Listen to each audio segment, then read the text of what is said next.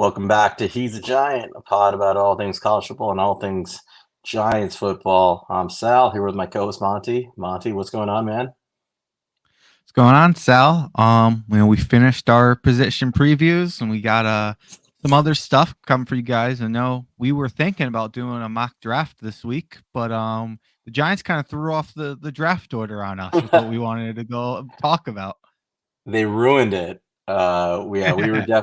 We were in going into the game against Washington. The Giants were sitting in the second position in the draft, firmly in position to take one of the top two quarterbacks. And we were thinking, all right, we're going to do a whole top 32 mock, try to play it out. But they won. Congratulations, I guess, to the Giants. I don't know how to feel. To the players, I guess. Congratulations to you guys. But with the win, the Giants fall from the second spot to the fifth spot in the draft pecking order. I believe right now the order is the Bears have the first pick via Carolina, and I think Arizona has the second pick. And then I believe I think it's New England and the Bears again, something like that, right? 1, 2, 3, 4. Yep. And the Giants sitting at fifth.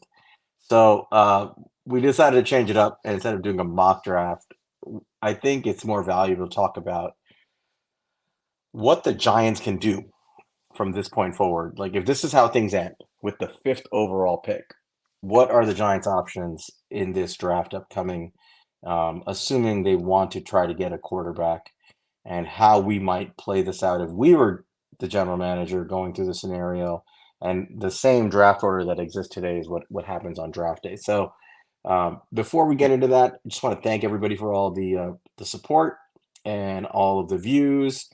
We appreciate you guys. All the views to the quarterback episodes were incredible. The new subscribers, welcome to the show. We hope you guys enjoy what we're going to be doing. We're obviously done with our position reviews, but please feel free to go back to our YouTube video log or our pods on Apple and Spotify, where we have all of the it's sort of a combination of summer scouting and fall scouting of like the individual position groups, our top five, and some sleepers. It's meant to be a bit of a repository and database of these player reviews that you can go back and look into, and you can use the timestamps on YouTube to find the players you want to review. And those are available on Spotify and Apple as well. So wherever you're doing it, use the timestamps. That's what they're there for. Absolutely. And, we're not going to hit on every top five player correctly, because when we did it, they were kind of viewed as consensus and things changed during the season. But I think we covered a lot of the top players coming up in this draft that'll probably be in the top 100. And you're going to see a lot of those guys and their names bandied about in some way, shape, or form. Some guys have risen that did not make our list. Some guys have fallen, and we're going to get to all those people, but you can use those episodes to review back.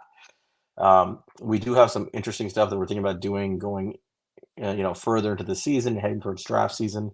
We'll keep you guys filled in on those things, including mock drafts, but more player reviews, mock drafts, all sorts of things. But I think it's a worthwhile exercise at this point, knowing where the Giant season is gone, to sit back and say, all right, we are in week 12. The Giants are 3-8. They haven't had their bye yet. They're firmly out of contention for a playoff spot. They're not officially eliminated yet, but that's essentially not going to happen. And I think we all know that we have a very tenuous quarterback situation going into next year. So the priority in both of our minds, and I think the minds of a lot of Giant fans, is to try to find a way to get a quarterback in this upcoming draft that we have been telling you guys and have shown you guys is strong at quarterback. So with that in mind, the Giants are picking fifth, and we wanted to play out a couple of scenarios to see how it would potentially go, how it would be handled by the Giants. So the first scenario, I'm going to throw this at you, Monty, is before we assume we're picking fifth, are there any available scenarios left that the Giants can find their way back into the top two? So this is not so much of a complex issue. And what are those scenarios? Yeah. And so that's obviously the ideal scenario. And, for the people who are like, we lost the Washington game, like it's ruined, we don't have a chance at Caleb Williams or Drake May. Let's He's talking about me, by the way. He's talking about me. Don't jump out a window yet, Sal. Okay. I'm in a very dark place right now, but go ahead. I'll listen. But we always had all the ways I kind of was looking at this. We always had a shot to win one of these games and still have a good shot to get that. Probably not the first anymore, but the second overall pick in the draft. First, still possible. It's just less likely. And there's ways for that to happen. The most important thing of that is the Giants need to lose out. So we kind of had one game to give. I mean, I on the bright side, it's better to give that game to Washington than it would be to a game like this week versus the New England Patriots, where we desperately need them to win a game, and them beating us gives that win. So that's a positive of this, but that we need to lose this week if you want a top 2 pick. If you want a top 2 pick, that's just really how it goes. This week means everything. I'm gonna pull it up because I forgot to I already. I sent it to you I can give you earlier, the Sal. numbers. No, I can give you Yeah, the go ahead. numbers. Give it. So, because I remember it off the top of my head, so I think it was based on the ESPN stats, basically calculating the Giants' odds of landing a top 2 pick based on the outcome of this one game, and it's a dramatic shift. So if the Giants lose the game this week against the New England Patriots, then by the end of this weekend, they will have a 47% chance of having a top 2 pick. So basically, coin flip to get to a top Yep. 2 pick, which sounds like, not great, but if you think about it, that number just keeps going up and up and up as the weeks go by if you mount losses essentially, right? Which Yep. if you look at the Giants schedule, which we'll get into, is certainly possible. However, the flip side of that is if the Giants win this game against the New England Patriots, they have an 11% chance of landing a Yep. top 2 pick, which is, I mean, a 1 in 9 chance essentially. Um, that's tough. That is Yeah. tough. Need It, wins. yeah, A that so lot of wins. that for that scenario, if the Giants happen to win this game, then essentially heaven and earth would have to move in terms of not just things in their control, but things out of their control to land them in a top 2 spot. So the bottom line is if they lose this game to New England, they're kind of back in control of their destiny. I know it sounds weird to say that about losing, but that's the reality. If you lose this game, then you don't need a lot of other ancillary things to happen. If you just keep losing, odds are you're going to find yourself in the top 2. Yep. But if you win this game, it becomes a very, very difficult path to get to a top 2. So that's sort of what's at stake in this game. As you can tell, that's a big shift. Yep. So playing tankathon here, there is, essentially losing out. That's the first step. And then there's 3 teams right now. We essentially need to lose one game. That's the New England Patriots. So right off the bat, if you do your job and you lose, that's one. They get their win. Then you Hmm. have the Chicago Bears and the Arizona Cardinals. Chicago Bears and the Arizona Cardinals play each other this year. So that is a guaranteed one win for one of them. So essentially at that point, you just need whoever loses that matchup to also get a win. I pulled up the schedules of the Cardinals and the Bears for the rest of the year. So we'll just go through each team at a time and we'll kind of talk about if they're winnable or not real quick. So Cardinals versus Rams. I think that's winnable for Cardinals. What about you? Yeah. Kyler Murray back 50-50. Where is that game, by the way? Do we know? I didn't write home or away, but I'll tell you what. I'll pull up the Cardinal schedule as you talk, and and you can keep going. But sounds good. Cardinals Steelers. What do you think about that one? so the Steelers just fired Matt Canada today, Yep. and that's a good football team. I don't. That's a tough one for the Cardinals to win. It's a winnable game, and that game's in Pittsburgh. By the way, Rams at Cardinals. So the game Okay. is this Okay. Sunday in Arizona. Next Sunday, the Cardinals are at Pittsburgh. So I think that's going to be tough. They're probably going to be a good, 5-6 point underdogs in that game at minimum. Yeah, I don't know. I think they could win it, but I don't think they'll be favorites. No. My former Giants coach Mike Sullivan actually is going to be a huge part of that, being the OC there now. So that's interesting. Hmm. Then we have 49ers. You don't need to talk about that much. That's No. that's most likely a loss outside of it just being a division game. Then you have Um, Cardinals at the Bears. That's very much a winnable game yep. So one of them for the have Bears. to win. So that's a positive. Then you have Cardinals at Cardinals. Eagles. Yep, Cardinals at Eagles, and that's probably That's a loss. hmm And then the Cardinals at home to finish out the season against the Seahawks. And that might be an interesting game where the Seahawks are playing for their playoff lives and Cardinals may be playing spoiler. That's Yep. A division division games like game. that. Division games like that at home where you're playing spoiler, all bets are off depending on how Kyler Murray's been playing, you know? So 100%. And Kyler's playing for his career at that point in some right. senses. And so I mean, all you need is one Cardinals win here out of these 6 games. It's kind of hard to see them not win at least one game. Realistically, they're probably winning about 2, maybe 3 of these games down the Yeah. stretch. Yep. And then we have the Bears. And the Mhm, Bears have a pretty light schedule at all. Again, a lot of division games. mhm. Bears play the Vikings this week. I don't know if you have that's home or away yet. That's an away game at Minnesota, so that's a tough game. Minnesota's playing really well, but it's a division game, but it's on the road. I would say that's most likely a Minnesota win, but it's certainly a Yeah, with Justin possible Bears win. Jefferson back. Yep. But they played Then the Lions well, and the Lions are a better team than the Vikings. So who knows? you never know. They have the Lions again the week after that at home in Chicago, so that's interesting. Yep. They played them close last time. Maybe they match up well. We'll see if that was a one-off or if they could get it this time. They have their Bears are on December 17th. They're at Cleveland to play the Browns. Now this is interesting. Yeah, Four without Watson. Right, 4 weeks ago, I would have said there's no way the Bears have a shot at this game, but without a quarterback, and now I guess they've turned to DTR now to be their starting quarterback, right? So, Hmm. who we both like, but he's a rookie playing in this game. If you got Justin Fields playing, hopefully a high level for the Bears, that's a game that I think the Bears can win. I think that's a one. I think between the first 2 games, they can, against at the Vikings, home against the Lions, I can definitely see the Bears finishing that stretch 1-1. They could go 0-2, but I can see them squeezing out a division win there. And Bears have And you been can playing really good defense lately. right, So and then you got the Bears at the Browns, and I can actually, I would not be shocked if the Bears went into Cleveland and won that game. yeah, I wouldn't either. Bears Cardinals, as we talked about already. Mhm. And Bears then Falcons. the Bears are at home against the Falcons. The Falcons are playing terrible, Yeah, that's a and very winnable game. And that's a again, very real Bears game. defense is playing well. So like, And then the, um, the Bears close out the season at Green Bay against the Packers. Again, a very winnable game against fairly weak Green Bay team that has already racked up some wins, but that is not it's a good defense, but not a good football team. so again, for as weak as our schedule is, these other teams have pretty weak schedules. I mean, it's still a lot to worry about trying to get that. This is why I'm still like, you need to lose out because, yeah, all that sounds great.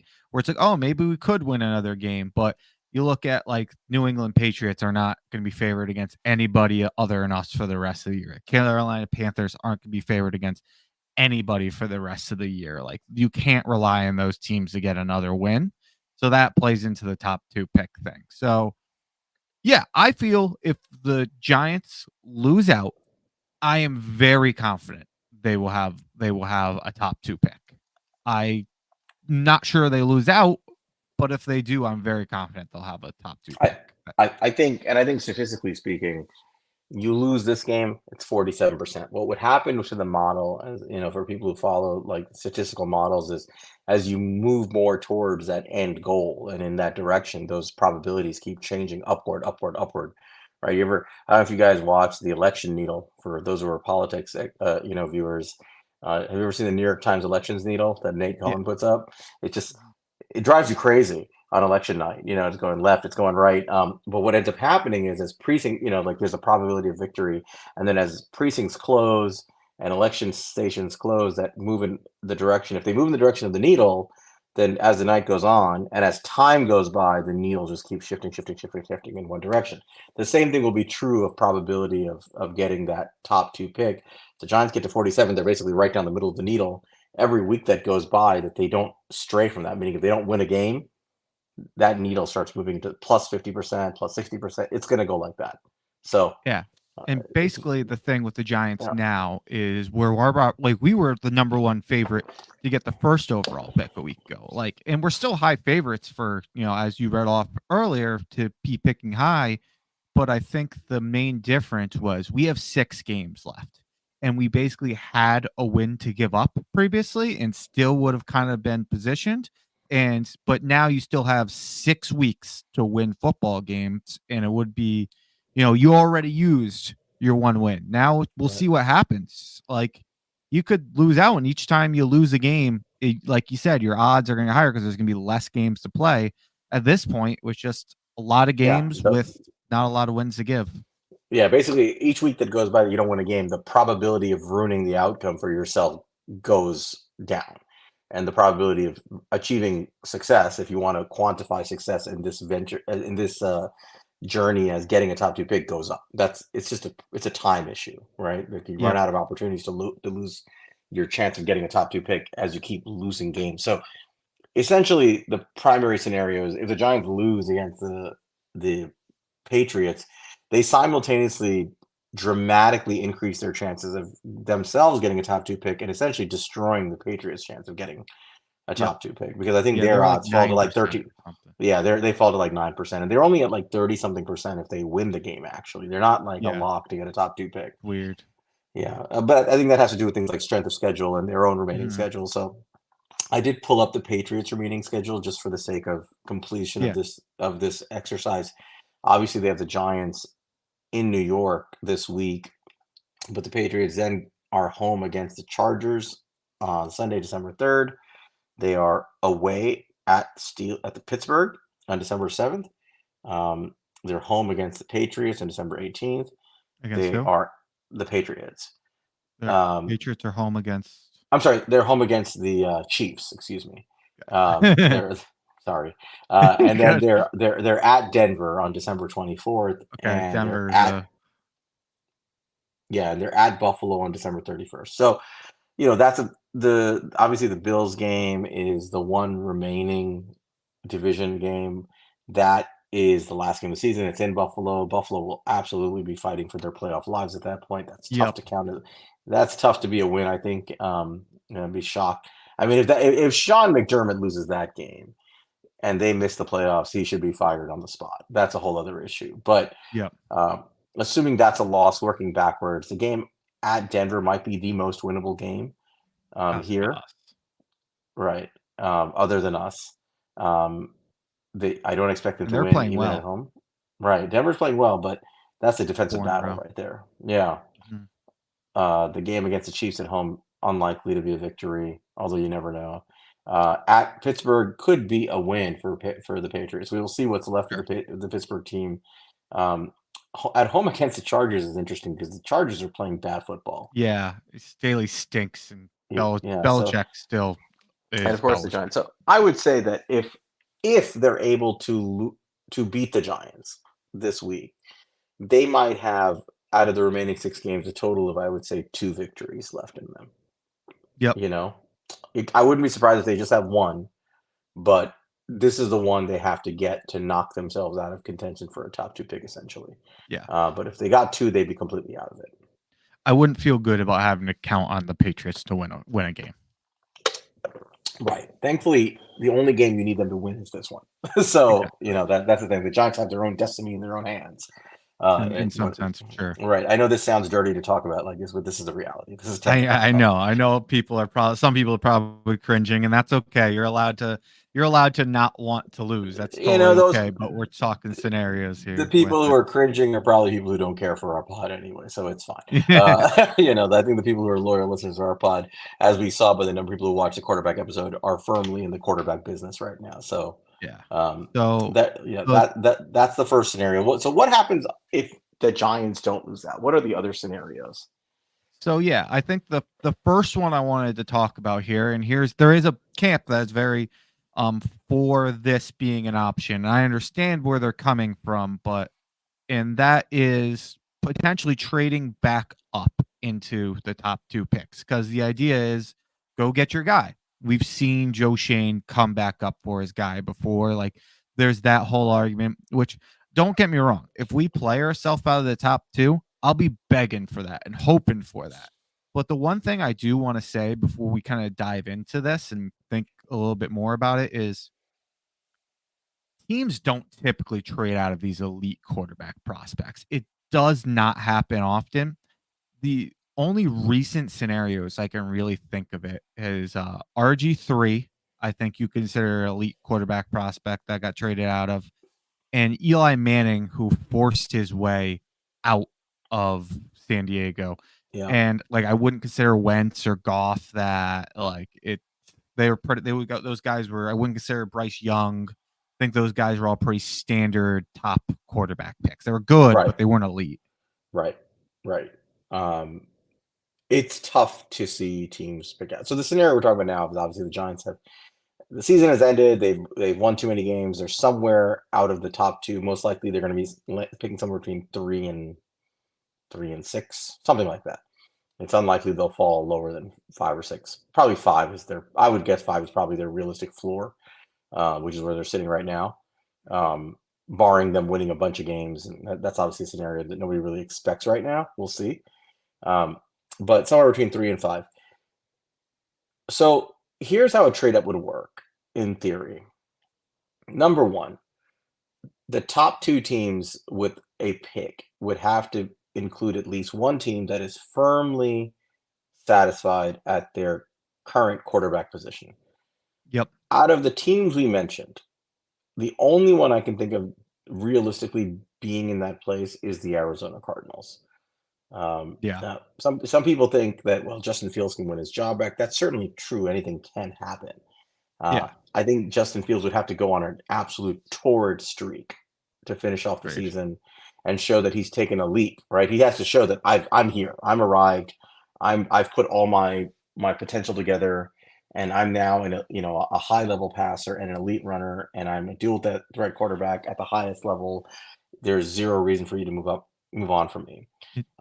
It, If he did that, sure, they would say, well, we're not gonna. They may say we don't want to risk an unknown, but number one, that's a high bar that Justin mhm. Fields has yet to achieve. To be really fair, he's played better this year, but he hasn't achieved that level yet.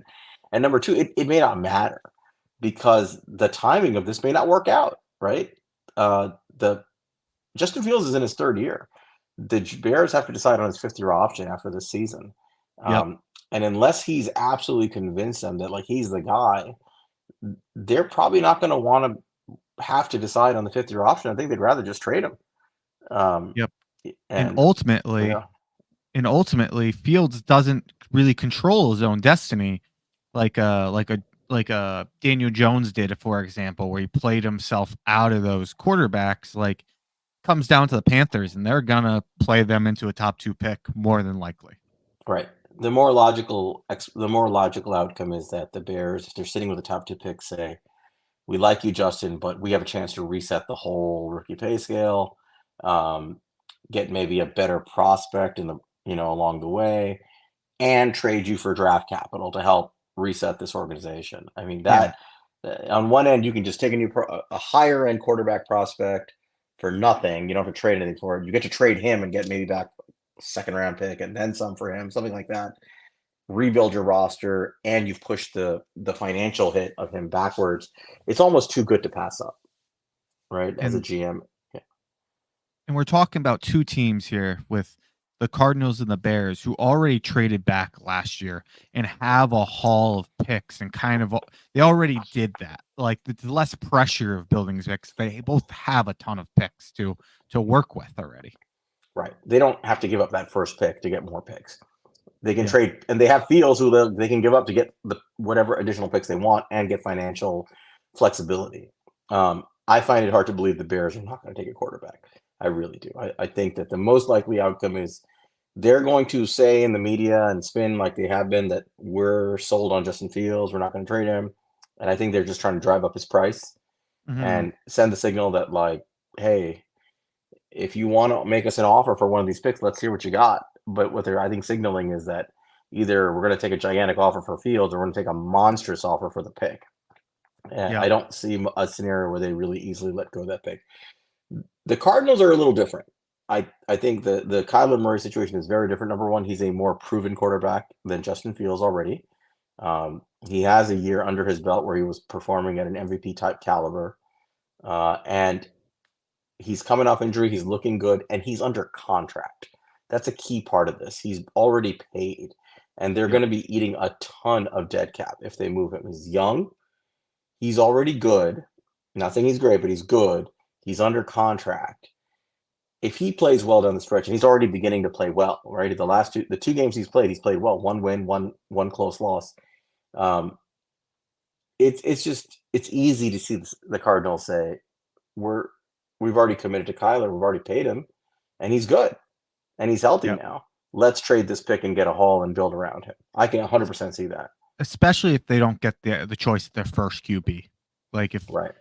if they had one QB ranked above the other, I think it's easier to say we have Kyler. Let's ride it out. Yep. But yeah, man, to what you said about the media like going on. There was a report from Ian Rappaport that the Bears quote unquote have to be blown away by the QBs to take one early. That is the report going out right around now. There's That is also smoke. reports.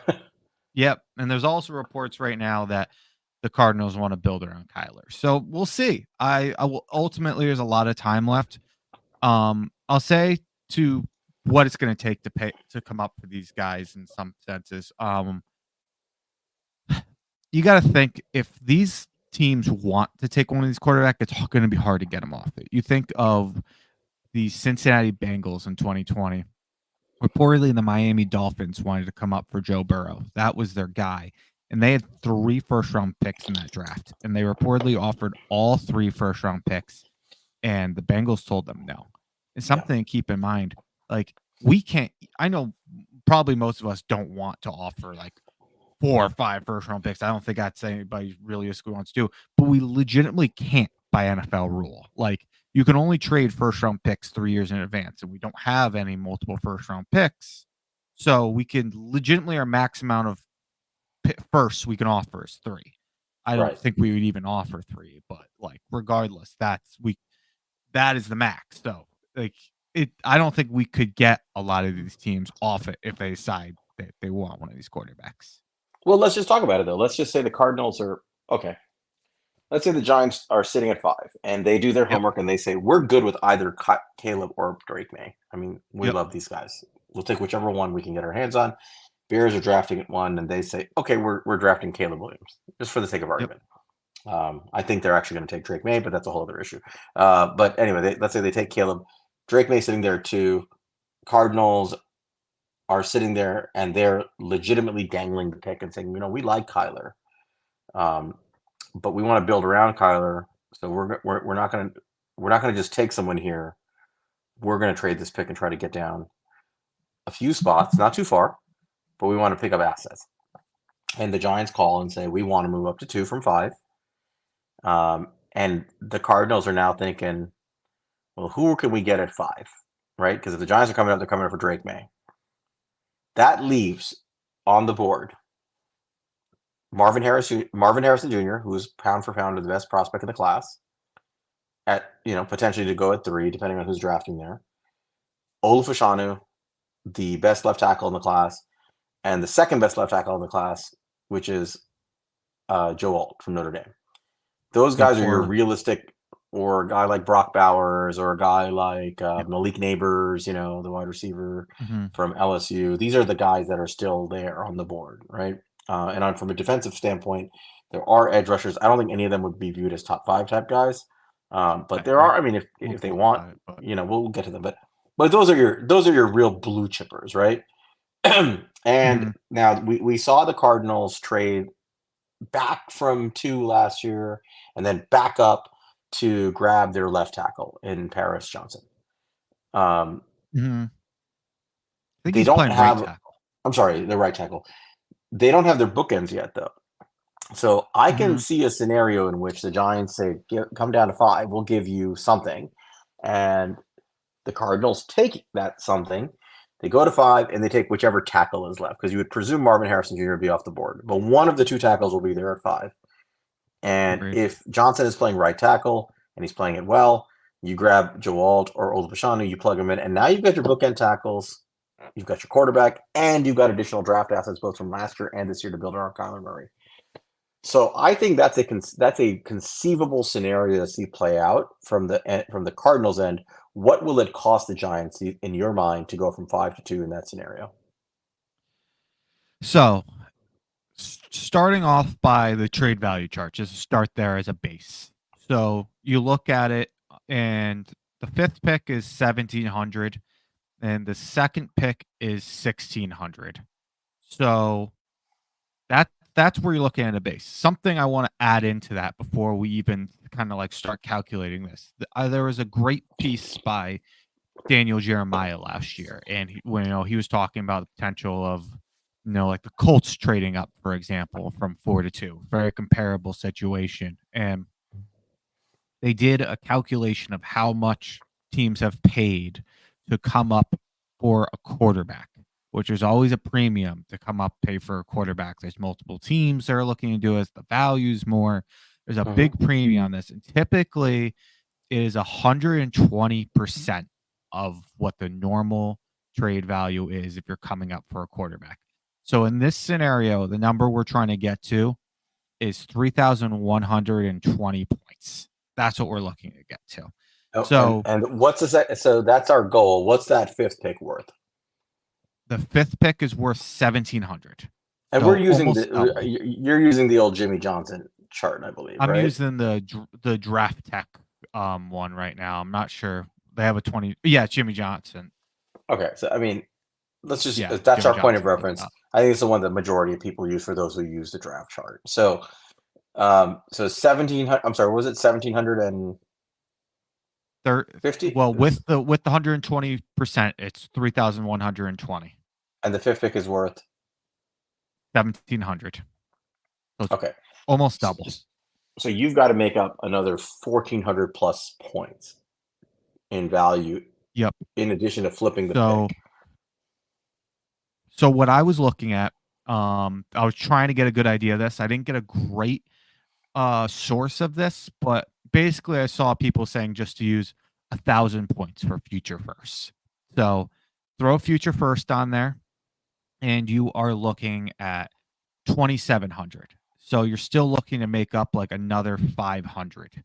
So your 34th pick is 560. So you're basically looking, there's other ways to do this. Might be do Seattle and like another couple fourths or something like that. But essentially, you're looking at the fifth overall pick, a first next year, and no, it'd be the 37th pick, so 530. So yeah, then you're looking at the 37th pick in the draft, and So that's basically, essential. yeah. So what you're summarizing is basically you go from 5 to 2, and you give up 5. You give up your second round pick at 37, and you give up next year's first, and that will Yeah, get that's you essentially the that, cost. and that would be the cost. I will say that while that seems about right, I'm going to guess that it may cost more than that this year. And the It's reason I possible. say that is that there are many, many quarterback needy teams. I don't know where they're going to land on the draft board because that obviously plays into it and how far these teams necessarily want to come down. Yep. The Giants will probably have an advantage in that way because they're going to be drafting towards the top of the board one way or another. So even if a team wants to move down, the Giants pick is attractive because they can still grab a blue chip prospect and get assets. Yep, Um, exactly. but it may cost, let's just say, a little more than that. You may have to throw in another second round pick or something like It that in this. and we have another one, and it's Right. possible, but I'll say to what we are factoring the extra 120%, and that is factoring, in the RG3 trade. That's factoring all these scenarios where it was also a high price in other drafts to move up. So that is baked in to an extent to this. I know it kind of gets outweighed by probably other scenarios where it's less costly, but um, for the most part, I think that's pretty close. The one other thing I'll say, there's another scenario where I think it'd be very likely we could move up, and I don't think it would be that expensive. Let me lay it out for you. Sure. So let's say the Bears and the Cardinals lose out or close to it, and we lose out, something along those lines. And the order goes Panthers won, or Panthers lose out and Bears lose out. I'm gonna say Panthers 1, Bears 2, us 3. So Bears, us. Right. And the Bears obviously aren't going to take two quarterbacks. They're Yeah. Then you don't have to give obviously, up much at all. Yeah. yeah, and you're going to, they are either going to just take Marvin Harrison Jr. or they're going to trade out. And my opinion is that for just knowing the Bears and also wanting to build around their quarterback, I think they really are going to want to take Marvin Harrison Jr. and they're going to have a which means really hard time moving out of that pick, like bringing themselves to move out of that pick. And I think go you're ahead. looking at a scenario where if you own that third pick, if that's us owning it, I think we would be in the driver's seat to just be like, let's just get this done. You can get Marvin Harrison Jr. And the trade that I'm thinking, I can look up exactly what it is, but I'm thinking of the Bears actually did the exact same thing in 2017 and move up from 3. They wanted to come up for Mitchell Trubisky. I think they threw 2/3 and they swapped with the 49ers. I Yep. could very much see a similar trade like that. Right. Like it's the equivalent of like 1 second or 2/3, something like that. Where you Yep. say this is just for the sake of sealing the deal and removing all risk from this scenario. The Yeah. risk being that the team that's behind the Giants at 4 says, "I'll give up something," and the Bears come to the conclusion like, "We'll just take whatever they're offering and we'll roll the dice with Marvin Harrison." Yeah. Uh, We still need an offensive tackle, and they're giving us right. a first and a second. and Like, and that's the risk in that scenario where like it may drive up the price. And the Bears have more needs than just Marvin Harrison. They may want Marvin Harrison, but the you just don't know how they'll think, right? Like they may say we want this guy, but man, the value of going to 4 is so much better than going to 3, and yep. we'll just take it. So that They're is just a taking that decision out of their hands. right. I would say that if the Giants don't land in the top 2, you're basically rooting for the Bears to get the top 2 picks. That is the best Yes. scenario. That's the most likely. Like we talked about the Cardinals, and I definitely think there's a probably close to 50% chance that if they get one of the, which is really good for elite quarterback. Like it's not Yeah. normally a 50% chance a team is willing to trade out. Like that's really good odds, but it is legitimately 100% chance. So they will Yeah. trade out of that pick unless I mean it's 100% chance that the Bears won't take 2 quarterbacks the first 2 picks. The, I'll say that. the only way they're not trading out is if basically nobody calls them to do business for that pick, and the team at 4 is not willing to make a leap up. The team at 5 is not, and they're not willing to go below 3. And the Giants just say, "We're not dealing with you. We know you're not going to take a quarterback, so we're just going to sit tight and Uh, take our well, quarterback yeah. at I mean, 3." if Poles sits there and goes, bag of donuts, hot dog, pretzel, gold jacket, and takes Marvin Harrison Jr., then This is a man who traded the 32nd overall pick for Chase Claypool, yeah, so you never know. But in that scenario, I think realistically a deal is there to be made, and you're gonna have to give up something just to make sure you secure it. But again, giving up Cordell Flott and Josh Azudu for your quarterback is not a lot. Put it that way. even giving up John Michael Smith's like a late Right. second round, like that sucks and all. I like JMS and all, but I'm not worried Yeah. about it. Yeah. You're not going to cry over that. So Yeah, those are good scenarios. All right. So that's the trade off scenario. Obviously, I think if the Giants are picking below 5, it becomes hard to get up to 2. It really becomes hard because now you're asking for a huge jump over teams that will be in better position, because it's not just where you are, it's the teams that are now ahead of you that have a better draft pick to offer for the trade down. yeah, And, and it takes a team willing to move out, like we said. yeah. Um, so those are the trade off scenarios. There's one before we move on to the non trade off scenarios. I think this is an important discussion to have. And I was having this with my friends on a Twitter space earlier. This has been the topic of discussion for a few days. We have seen um, we've seen evidence, I would say, I would call it evidence, or at least some hints of propaganda being pushed out by the Giants organization, presumably from the John Mara side of things, through his favorite media reporters like Ralph Facciano and others. I'm in a I'll body name them. bag this weekend. Yeah. Yeah, you had Monty had Vacchiano in hell. We're proud of him. Everybody buy Monty a beer. Yeah, I mean, this. Let me just tell you what he was doing. This man was at a wedding. Okay, he was at a wedding in Pittsburgh, completely ignoring his friends and his new bride to sit there and put Ralph Vacchiano in a body bag in the middle of a Saturday afternoon. That I was was waiting for impressive. the wedding. I was in my hotel room, just putting him in a body bag. I was at work and I was leaving work, and as I was driving, I turned on and I heard the space, and I heard our friend Ivan, Base 718, for those who don't know, Go, you should tune into his spaces. He has the best spaces every day. And he was like, he's reading it, and he's like, Monty, wherever you are, if I was next to you, I'd buy you a beer. And then I was like, what is he talking about? And then when I got home and I stopped driving, I opened up and I was like, oh my God, you really had Vacchiano in hell. But anyway, getting I back to the felt point, that. um, I might have caused a few problems myself on Giants Twitter on Friday. I was doing my morning routine on Friday. I was down in my home gym and I was listening. My routine is get up early, get down there, and listen to Giants pods. Usually on most days, I was listening to the Friday episode of Talking Giants, and Bobby Skinner dropped a bombshell that he heard through his source, and I do believe Bobby Skinner is fairly well sourced up. He did. He got that Leonard Williams thing to the fucking pick, though. I forgot the wording he put out there, but it was something like 45 minutes before the trade was announced, and he said something like, "I think a good haul for Leonard Williams would be like a team to Seattle, like a trade to Seattle for like a second and a fifth." Or he Yeah, wrote something like like that. I was like, "What the exactly. fuck?" Yeah, yeah, yeah. Yeah.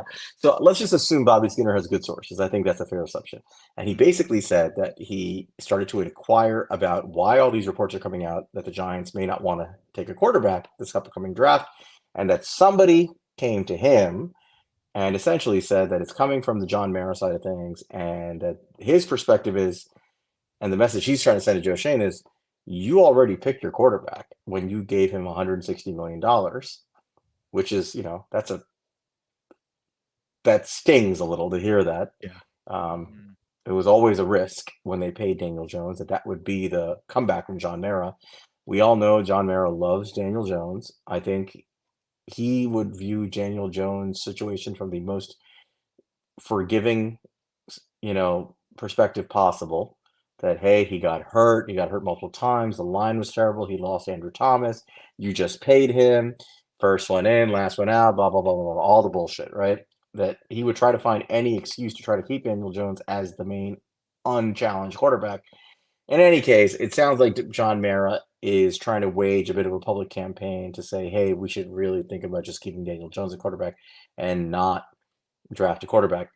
To which my thought process is, if he's waging a public campaign, it means that he may not be willing to take the step of overtly overruling Joe Shane on this, but he wants to garner some support through the press for this in Mhm. case things break his way. What I mean by that is, if the Giants are drafting one or two, you cannot justify under any circumstance not taking a quarterback at one or two. No, Plain and simple. they'll have Joe Shane, Brian Dable, and John Mayer strung up from MetLife. Right. Like, there's no universe in which you can really justify that. Not saying it cannot happen. Stupider things have happened 2018, but it's hard to say that's justifiable in any meaningful way. Like, John Merritt has nowhere to turn if the Giants are drafting one or two. Like, Yeah. essentially, Joe Shane can walk up and say, I'm taking the best player available. Happens to be a quarterback who many are viewing as, quote, generational. I'm taking this Mhm. guy. That's that. Plus, we're drafting one or two. We're shitty, right? We're terrible. And our starting quarterback has two busted discs in his neck, apparently, and a torn ACL. And he's a mobile quarterback that relies on his legs. And now we're not sure if he can run. All that Yep. is true. It makes it very. I don't have to give up anything. I don't have to do anything. I just have to walk up to the podium and announce the pick. It's very different if you're drafting three, four, or five, and Joe Shane now has to turn to John Mara and say, "Listen, I can trade into two." That's assuming a team is willing to trade, right? We're not. These are all scenarios where there's a trade to be made, because there's a chance that there's no trade to be made. We'll get to that in a second. Mhm. But there's a chance that there's a trade to be made, and Joe Shane now has to convince John Mara, hey, listen, I can get to two and get one of these two quarterbacks, but I got to give up a first. I got to swap our first this year. I got to give up a second. I got to give up something else. I don't think it's crazy to think John Mara would just turn to Joe Shane and say, wait a minute, not a year ago, you sat here and signed off on a 4-year, $160 million deal for our quarterback, of which I guaranteed 80 some odd million, in essence, 100 million or so, depending on if and when he gets released from the contract. I signed off on that. That's my money for your quarterback. And now you want me to not only pick up another quarterback, but actually mortgage the future of the Giants and give up their first next year and a second and then some, is it really hard to see John Mara just saying, I think that's too much with Marvin Yeah. Harrison Jr. sitting on the board, the best prospect in the class potentially? Just take the play or Oluvashanu, the lineman. Just take the blue chip player, or trade Mm, out of the pick and get more picks, but don't trade up and cost us our future. You may not even have a job next year, Joe I'm Shane. about to So say, and like, as much as I think they should trade, I think that much is probably a fair argument. It's like, look, I can't commit to you to be here for next draft at this point after how this year's went. So how am I supposed to tell the next GM I let you trade away the first round pick? that's the scenario that sucks, right? Hmm. And it's a self-fulfilling prophecy because if they don't go and get a quarterback, in my opinion, and they roll with Daniel Jones and he plays like he always plays, these guys are all getting fired after 2024. Yep. I'm firmly confident about that. This is a bad, bad corner to be in. And this is why we're so firmly like in the corner of please get a top two pick, because it not only makes a decision easy, but it Just relieves, makes it so much less stressful. but it really takes Joe Shane and Brian Dable out of a corner that they will find themselves painted in with John Mara. Now, that doesn't mean that they can't convince the man to make the trade. Number one, I have he's not plenty of the time only to owner. try. Hmm? They'll have plenty of time to try. They have plenty of time to try. Number one. Number two, he's not the only owner. Steve Tisch has to be considered in this, and he will periodically step out of his drug-induced coma to to get involved in Giants decision making. It's usually when his money's on the line, and a franchise quarterback decision is when your money's on the line. So there is that factor. Um, but mainly, and this is my call to our friends on Giants Twitter and in Giants social media,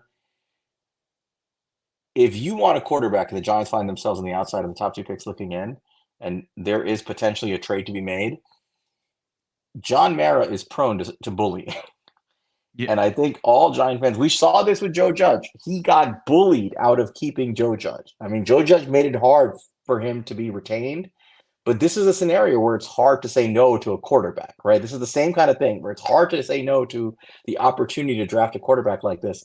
You might have to get yourselves on Twitter slash X, Facebook, whatever you guys do, and push back and say, we're not okay with you not going for the quarterback. Go get the damn quarterback. Go get him. Make the trade, John Mara. This is not okay. And he may be bullied into making that trade. But it is Yep. a lot more complicated. But that's sort of where I stand on the trade scenario. It's a really interesting topic. And I'm praying we're not talking about this by the end of the season because our heads will explode talking about the different scenarios, if it plays out like this. There's a But lot of them. We'll go into some. We'll try to touch as many as we can this episode because we're only through like some of this right now. but these are the main like Yeah, meat of the bone kind of issues. this is going and getting your bona fide elite quarterback prospect, and but and seeing if that is something possible for this team. But yeah, I think that covers about most of Yeah. that part of the conversation. I will say this, and Bobby Skinner alluded to this on his pod, where Justin Pennick said, well, Joe Shane has 4.5 months to convince John Mara that we got to do this. And Bobby Skinner said, yeah, but that's also 4.5 months for Daniel Jones to do what he does best, which is get in the building early and go to the gym and work out and show his face and show how he's like a committed player and blah, blah, blah. Yep.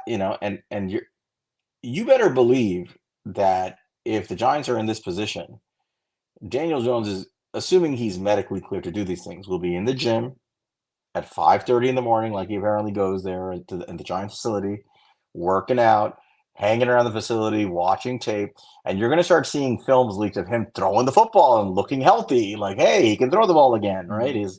He's running around, like stuff like that's going to start getting leaked. This is going to be an ugly scenario if the Giants don't have a top two pick. But anyway, let's move on to the next the next scenario.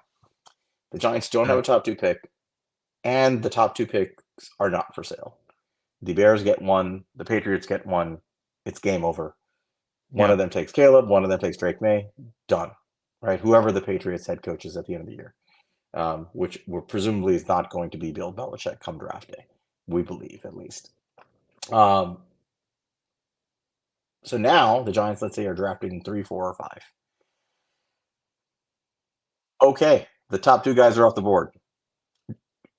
Monty? Do the Giants still have a day one quarterback problem? They still have a day one quarterback problem. That is correct. But How would you handle this? the question is, do they have a day one quarterback that's worth taking here? And it's tough, man. It's a tough thing to go about. I'll start out by saying this: if they have a quarterback that they think is worth picking here and that they like and value in this area, the quarterback is the most valuable position in football.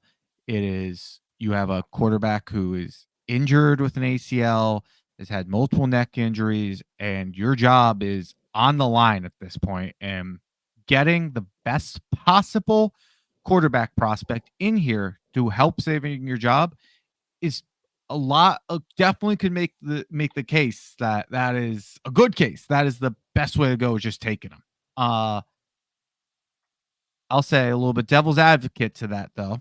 The way that I'm looking at this right now, with guys like JJ McCarthy, who hasn't necessarily taken that next step over these last couple weeks that I hoped he would. Shador Sanders, who's, I don't necessarily think he's been bad, but they haven't let him do anything. He's been getting killed back there at Colorado, Yeah, and really hasn't been able to show anything over the last couple weeks. Has been losing football games.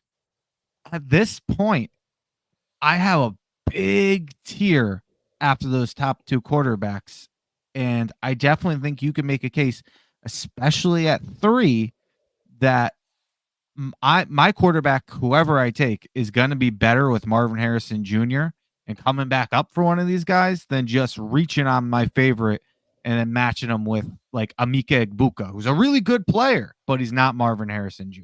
So there's two sides to this, and there's a lot of trade talk, trade up, trade down stuff in this yeah. too. But There's actually three sides to this, but I'll let you yeah, finish, there, and I want to get to that. no, it really is three sides to this. But no, that's all I have to kind of like set it up. Why don't you give me what your Yeah. thoughts are? So in this scenario, the Giants are drafting somewhere between 3 and 5, 3 and 6, and they were locked out of the first two quarterbacks. So let's just, for argument's sake, assume we're drafting three. Let's make this easy. Yep. On the board is Marvin Harrison Jr., Olu Fashanu, Joe Alt. Two left tackles, one generational wide receiver prospect. So scenario one is, and then remember, the Giants have 2 second-round picks, so they have value there. Scenario one, just say, screw it, best player available, pound for pound, potentially the best prospect in this class is Marvin Harrison Jr. Whether it's for Daniel Jones or some other quarterback, I can't miss the opportunity on taking this level of prospect. I'm just taking Marvin Harrison Jr. In a It's very it's valuable position. right. I have Quarterback. pushed back on this idea several times, but I can't say that it's a crazy thought, right? There's a rationale to this, and I think that rationale got stronger with the Leonard Williams trade, and I'll get into that in a second. Um, so option one, just take Marvin Harrison Jr. and figure out quarterback later, which means you're picking at if you're picking 3, you're picking at 35 again for, and so either you wait for one of these prospects to potentially fall, or you use a pick. You add something to your second round pick and you slide up into the first round again somewhere and try to grab one of these guys, because some of these guys are going to be there in all likelihood somewhere between, I think at least 2 or 3 of them will be there between 20 and 30 some odd. So, And you you know, and you honestly, I wouldn't want to risk it, but you honestly could wait to 35. And I promise you there's gonna be one of these quarterbacks we're talking about as like a I borderline mean, first rounder who's gonna be. we literally just did 2 episodes on 10 quarterbacks, Yeah. and probably 7 of them are Yeah. guys that we can see being in this range, Yep. right? So, um, in any case, so option one, just take Marvin Harrison Jr. Basically, see how the draft unfolds with your eye on one of these other quarterbacks. For example, Jaden Daniels or Michael Mhm. Penix or What even JJ McCarthy. Right? One thing I'll say to the Marvin Harrison pick, I do want to push back a little bit on the notion that this is the same thing as taking Saquon Barkley second overall. I want to push back on it for a couple reasons. One, wide receiver and running back are two totally different positions from a value standpoint and from like a longevity standpoint. Marvin Harrison Jr. very much can be a part of this future into his early 30s, unlike a running back, which is basically a first year contract and then they're done, which we're seeing right now. You see the peak of these like top wide receivers come around like 28 years Yeah, old. like Like, deep into their second contract, basically. yes. Yeah. So and the other thing I wanted to say is if you just look at the quarterback classes, look, it's a very deep quarterback class, but it is not top heavy like that other one was, where I don't think you have these bona fide top 10 picks like you did in that class. You had Sam Darnold, who a lot of people saw as the best quarterback in that class. It didn't work out that way, but that's how a lot of people viewed him sitting on the board. You had Yeah, Josh we're just talking about Allen. prospects. Yeah. Yeah. Absolutely. Josh Rosen. Like you had people who wanted to come up for a quarterback. That was a quarterback valued pick. If people are trading up to that third pick, if you're trading out of it, they're not trading up for a quarterback. They're coming up for Marvin Harrison Jr. I can almost guarantee it that they will become that's the player they will be trading up for. So that is a wide receiver valued position, which I'm not saying don't trade out of that pick. I'm not saying that. I'm definitely open to it. But they're coming up for Marvin Harrison Jr. Don't Yeah, get it you're not twisted. you're not going to get the premium that you would get for quarterback. Basically, you're not going to get that 120% markup value. That's what you're getting at. Maybe, probably not. But I mean, then you see the examples of like last year with um, the Texans moving up for Will Anderson. They really did pay quarterback prices for that trade. So So you never let know. so scenario one, you just take Marvin Harrison Jr. because you lock down the blue chipper and the Yep. best player left on the board, and you live to fight another day and figure out quarter. You just kind of play out the board and see if you can get another quarterback somewhere late in the first round, mid of the first round, if you can trade back up. But you're taking a risk there that you may not get a quarterback And, and in one the thing I first will round. say, you've seen Joe Shane kind of work these boards. You saw it last year with letting John Michael Schmitz fall into his lap, coming back up for Jalen Hyatt. Like he seems like the type of GM who is willing to play the board a little bit. And you saw Right, a team like the Tennessee Titans do that last year, where there's a lot of rumors if Skoronski wasn't available for him, they were going to take Will Levis, and right. they let it play out, and they came back up for him in the second round. So there's definitely a conversation to play the board, just risky. Yeah. The second scenario is you just say, I really like a quarterback. I don't want to risk this. I need a quarterback here. I'm taking one. I'm not playing the ground. I'm just taking one. That's the I've got conviction in the quarterback argument. Now, that will get criticism from people who are draft experts and value Mm-hmm. experts and say you shouldn't have taken a quarterback there. It's going to be like it's Daniel Jones all over again. You Exactly. overdrafted him. Yeah. That will be the commentary. But here's the reality. We have to assume that Joe Shane and Brian Dable are doing their homework on these kids. And if they come away with the idea that this is not a two quarterback class, this is a three or four quarterback class for us, meaning we see three or four kids here that we think we can turn into Pro Bowlers, Mm-hmm. that'll lead us towards Super Bowl contention in the next few years. And we don't feel like we have to go crazy to move up, but we have the conviction to take them at 3 or 4, and we're not going to risk losing that kid because we think some other team might grab that kid if we play games here, whether it's Jaden Daniels, whether it's Michael Penix Jr., whether it's JJ McCarthy, hell, whether it's Bo Nix. Although it Shador should Sanders, if not. he comes out. Certainly Shador Sanders, if he comes out, would become the immediate top guy on that list, I think, in terms of Mm-hmm. projectability, age, things like that. But if there's a third guy that they feel strongly about, then if they take the pick, they'll get criticism. But at the end of the day, he just has to hit. He just has to be a good quarterback, and people are going to look back and say, outstanding pick. You got your quarterback. Done. People hated the Josh Allen pick. There are a Yeah. lot of people who hated the Josh Allen. Right. All Bills fans wanted Josh Rosen. They heard Josh Allen. They were like, I know. and look what we So, are. and people have said to me, well, why would you do that? You hated the Daniel Jones pick. I did hate the Daniel Jones pick. I'm not going to lie. Most of us hated the Daniel Jones pick because we thought Daniel Jones was just a flat out bad football player that didn't deserve to be taken where he got taken. I will say this. I didn't hate the process. The process was Mm-hmm. they had conviction in a quarterback. They didn't want to risk losing that quarterback. He was their guy. and they were like, we're going to take a swing on this guy. The problem with the Daniel Jones pick was never that they took him where they took him. The problem with the Daniel Jones pick was twofold. One, their scouting process was flawed in evaluating him. And Yep. two, when he failed to show much, they doubled down on him. That's the problem with Daniel Jones. It wasn't that they took a first-round swing on him, because what did you lose by not taking Daniel Jones? Well, you lost Josh Allen, and that sucks. But it's not like you can't find an edge rusher. Like, you can figure that out, right? Yeah. If Daniel Jones hit, nobody would be asking that question. The problem is he didn't. Not in my mind, at least. Yeah. So scenario two, you just take the quarterback. I have conviction in the guy. I don't care which one it is. This is my guy. You take him. Well, I think that's easy ultimately, enough. all that matters is how they feel about these quarterbacks. Personally, the Exactly. way I'm looking at it, I see a big tier 2 after the top 2. That's how I see it. So I have a different view on trading up versus potentially trading down or trading back up. But if I had conviction, I would have no problem with just taking one of these quarterbacks. And if they have conviction, go for it. And we're just fans who like to play the game, the math of it, right? This is their livelihood on the line. This is their career, right? So the quarterback decision is the single most important decision. And any way you slice it, whether you take the quarterback, don't take the quarterback, take him in the first, take him in the second, sign a veteran, you have to hit. If you don't hit on the quarterback, you get fired. If you hit on the quarterback, it doesn't matter what you gave up for them. It doesn't matter where you took them. You keep going.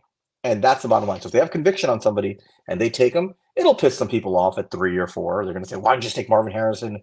But at the end of the day, if that quarterback becomes a good player, whether it's Jaden Daniels or whoever, or Shedeur Sanders or you name it, nobody's going to care at that point.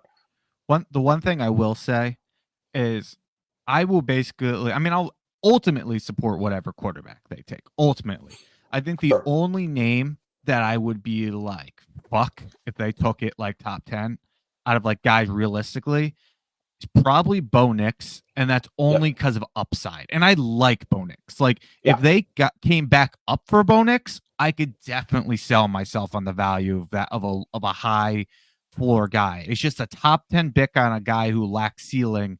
I wouldn't love the and that similar thing with Daniel Jones. It's just picking a prospect that lacks ceiling. Kenny Pickett, like I want the upside. Right. Shedeur Sanders is oozing with upside. JJ McCarthy is all upside and really not much of a resume yet. And his whole calling card is age and upside and projection, but he has a big NFL arm, and he has legs that can match like an RPO game. Jaden Daniels is he's an older prospect, but he's showing you that he has major upside. He has elite traits. He has elite deep ball accuracy and elite athleticism. Those are elite traits.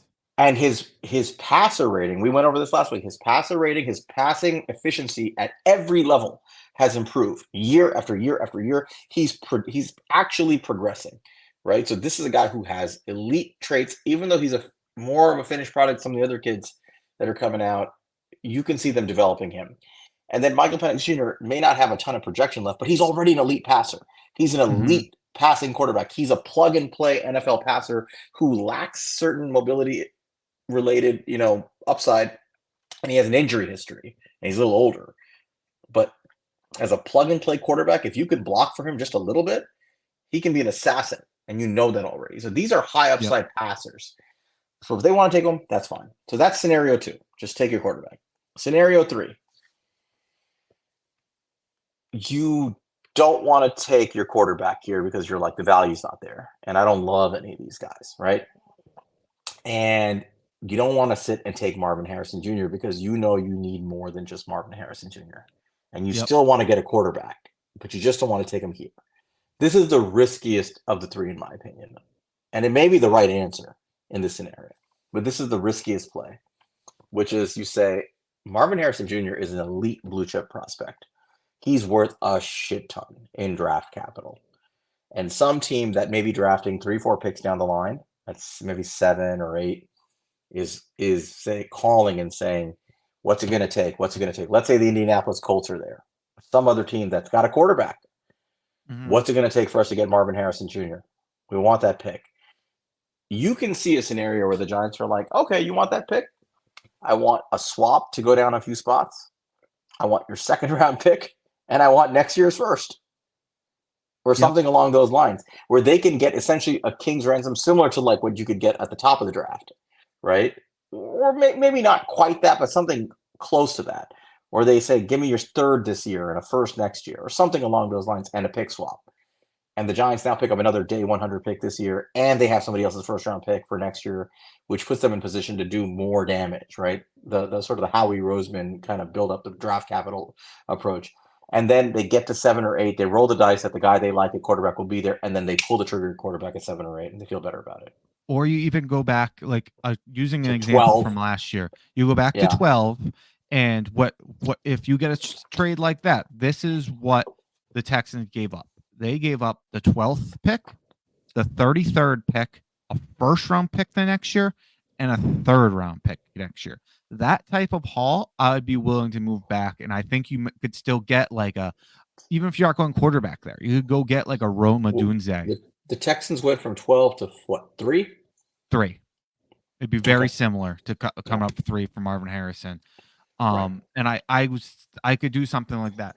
I said this to you is I don't think I'd be willing to do it for anything short than a first round pick, because my opinion is that, I mean, maybe I would be able to move back like 1 or 2 spots if you're going to get your quarterback. If you're just like, let me just pick up this Marvin Harrison Jr. value and then get my quarterback, because I'm confident they're going to get Marvin Harrison Jr. If you're just moving that just to, play the game a little bit and get your quarterback and take a small risk, and I get that. But if you're just going to move back, let's say to pick 8, risk your quarterback going off the board. You obviously don't have that type of level of conviction just to like risk going back that far, and then potentially just like take Malik Neighbors, for example, who I really like. I really like Malik Neighbors. I'm a big fan of his, but we comped Malik Neighbors to, and we got this from Connor Rogers had this comp, but we comped him to DJ Moore, and who's a very good football player. But Marvin Harrison Jr., he's in the mold of a Calvin Johnson, a Julio Jones, AJ Green, AJ Green, Larry Fitzgerald. Like, right. So would you trade a second round pick plus DJ Moore for that type of player? I would. No. Oh, I mean, to get them, no. yeah. Oh yeah, yeah, of course. But yes. Oh yeah, I wouldn't trade him away either. Yeah. I get getting value, but at some point when you just have a special player and they're available for you, you just kind of gotta hold your nose and make the pick at some point. Like, you know what I mean? Like, right. I know it's not our favorite scenario there, but then you come back, kind of what we talked about. You come back and you can try to get a quarterback. I'm telling you, like, if these guys are as close as we think they are, and they might not be, I think a Michael Penix plus a Marvin Harrison Jr. is going to be better than JJ McCarthy and Amika Ibuka. You know what I mean?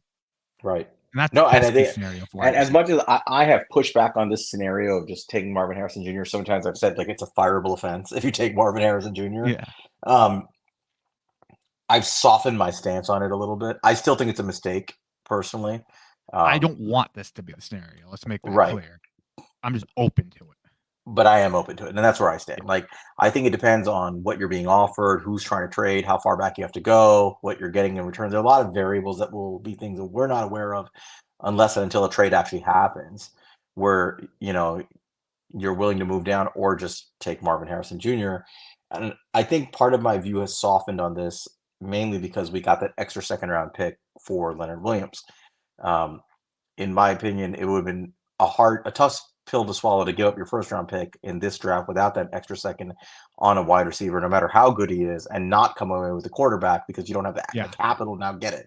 With that extra second round pick, you now have enough draft capital this year and next to manipulate the board and say, I'm going to take Marvin Harrison and I'm going to get a quarterback. I think that makes it a lot easier. Take advantage of historically deep quarterback class. Like, right. That's like, obviously there's 2 values from this quarterback class. The values are top 2 elite talents. That's number 1 value.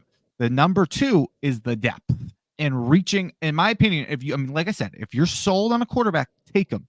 But you're not taking advantage of the values of this class. It's just you happen to also love it. Taking advantage of it is taking advantage of the depth and being like, there's a few guys I have in the same tier, and I can play the game in this and This is pair them this up is with a really playing good player. this is playing the board. Yeah. Yep. So it's a tricky scenario. So those are the three scenarios, right? If you can't draft the quarterback, if you can't get to one or two, and you're drafting at 3 or 4, let's say just for argument's sake, it's 3. Option one is just take Marvin Harrison Jr. Say screw it. Use your draft capital to either take a quarterback at 35 or move up a little bit and take somebody at the back end of round one. Option two is just take the quarterback if you have conviction. Option three is trade down, but you got to be real careful if you're Joe Shane, to make sure that if you're trading down and you're giving up on the blue chipper in Marvin Harrison Jr., that you're going to have access to the quarterback you are looking for, or at least another blue chip prospect. Yeah. Those are the kind of options, because there is another scenario, right? Like if you're giving up Marvin Harrison Jr. to the team at 5, there's one last scenario. It's the Or trade down just scenario, picking 5 like we are right now. right? I'm just saying, let's say we're at 3, Yeah, yeah, right? yeah. And the team at 5, again, let's just say it's the Indianapolis Colts, and they Mhm. really want Marvin Harrison Jr. And they're saying, I want to come up. What is it going to take? And you say, swap picks with me and give me next year's first, right? Mhm. So straight up, if they want him bad enough, they'll make the trade, right? Yeah. And they'll say, fine. I think that's a fair trade. I don't think you'd get It much more than that, but you'd get next year's first from Indianapolis. it would be funny if they traded a first to come up for Marvin Harrison Jr. and they wouldn't do it for their quarterback. Right. But he's Indianapolis royalty. Don't forget that. Yeah. So, so let's just say Be they the did Jim that. Now you Irsay felt move. right. I mean, you take advantage of crackheads, so why not? Right. So they come up to 3. They take Marvin Harrison Jr. 4 is whoever. Let's say the Bears at 4 again. And they say, okay, we need a tackle. We're going to take Olufashano. You're sitting at 5. You've lost out on Marvin Harrison Jr. You've lost out on Olufashano. You have an extra first for next year. You still got to handle quarterback. The quarterback you're eyeing is Michael Penix Jr. Are you going to take him here? Or are you going to say, you know what Michael Penix Jr. really needs? He needs a solid bookend tackle here. You take Yep. Joe Alt. I hate this idea, God, but it's like, just saying it makes me sick. But it's like, you take Joe Alt. Now you've got your tackle, and then you trade up a little bit later and you take Michael Penix Jr.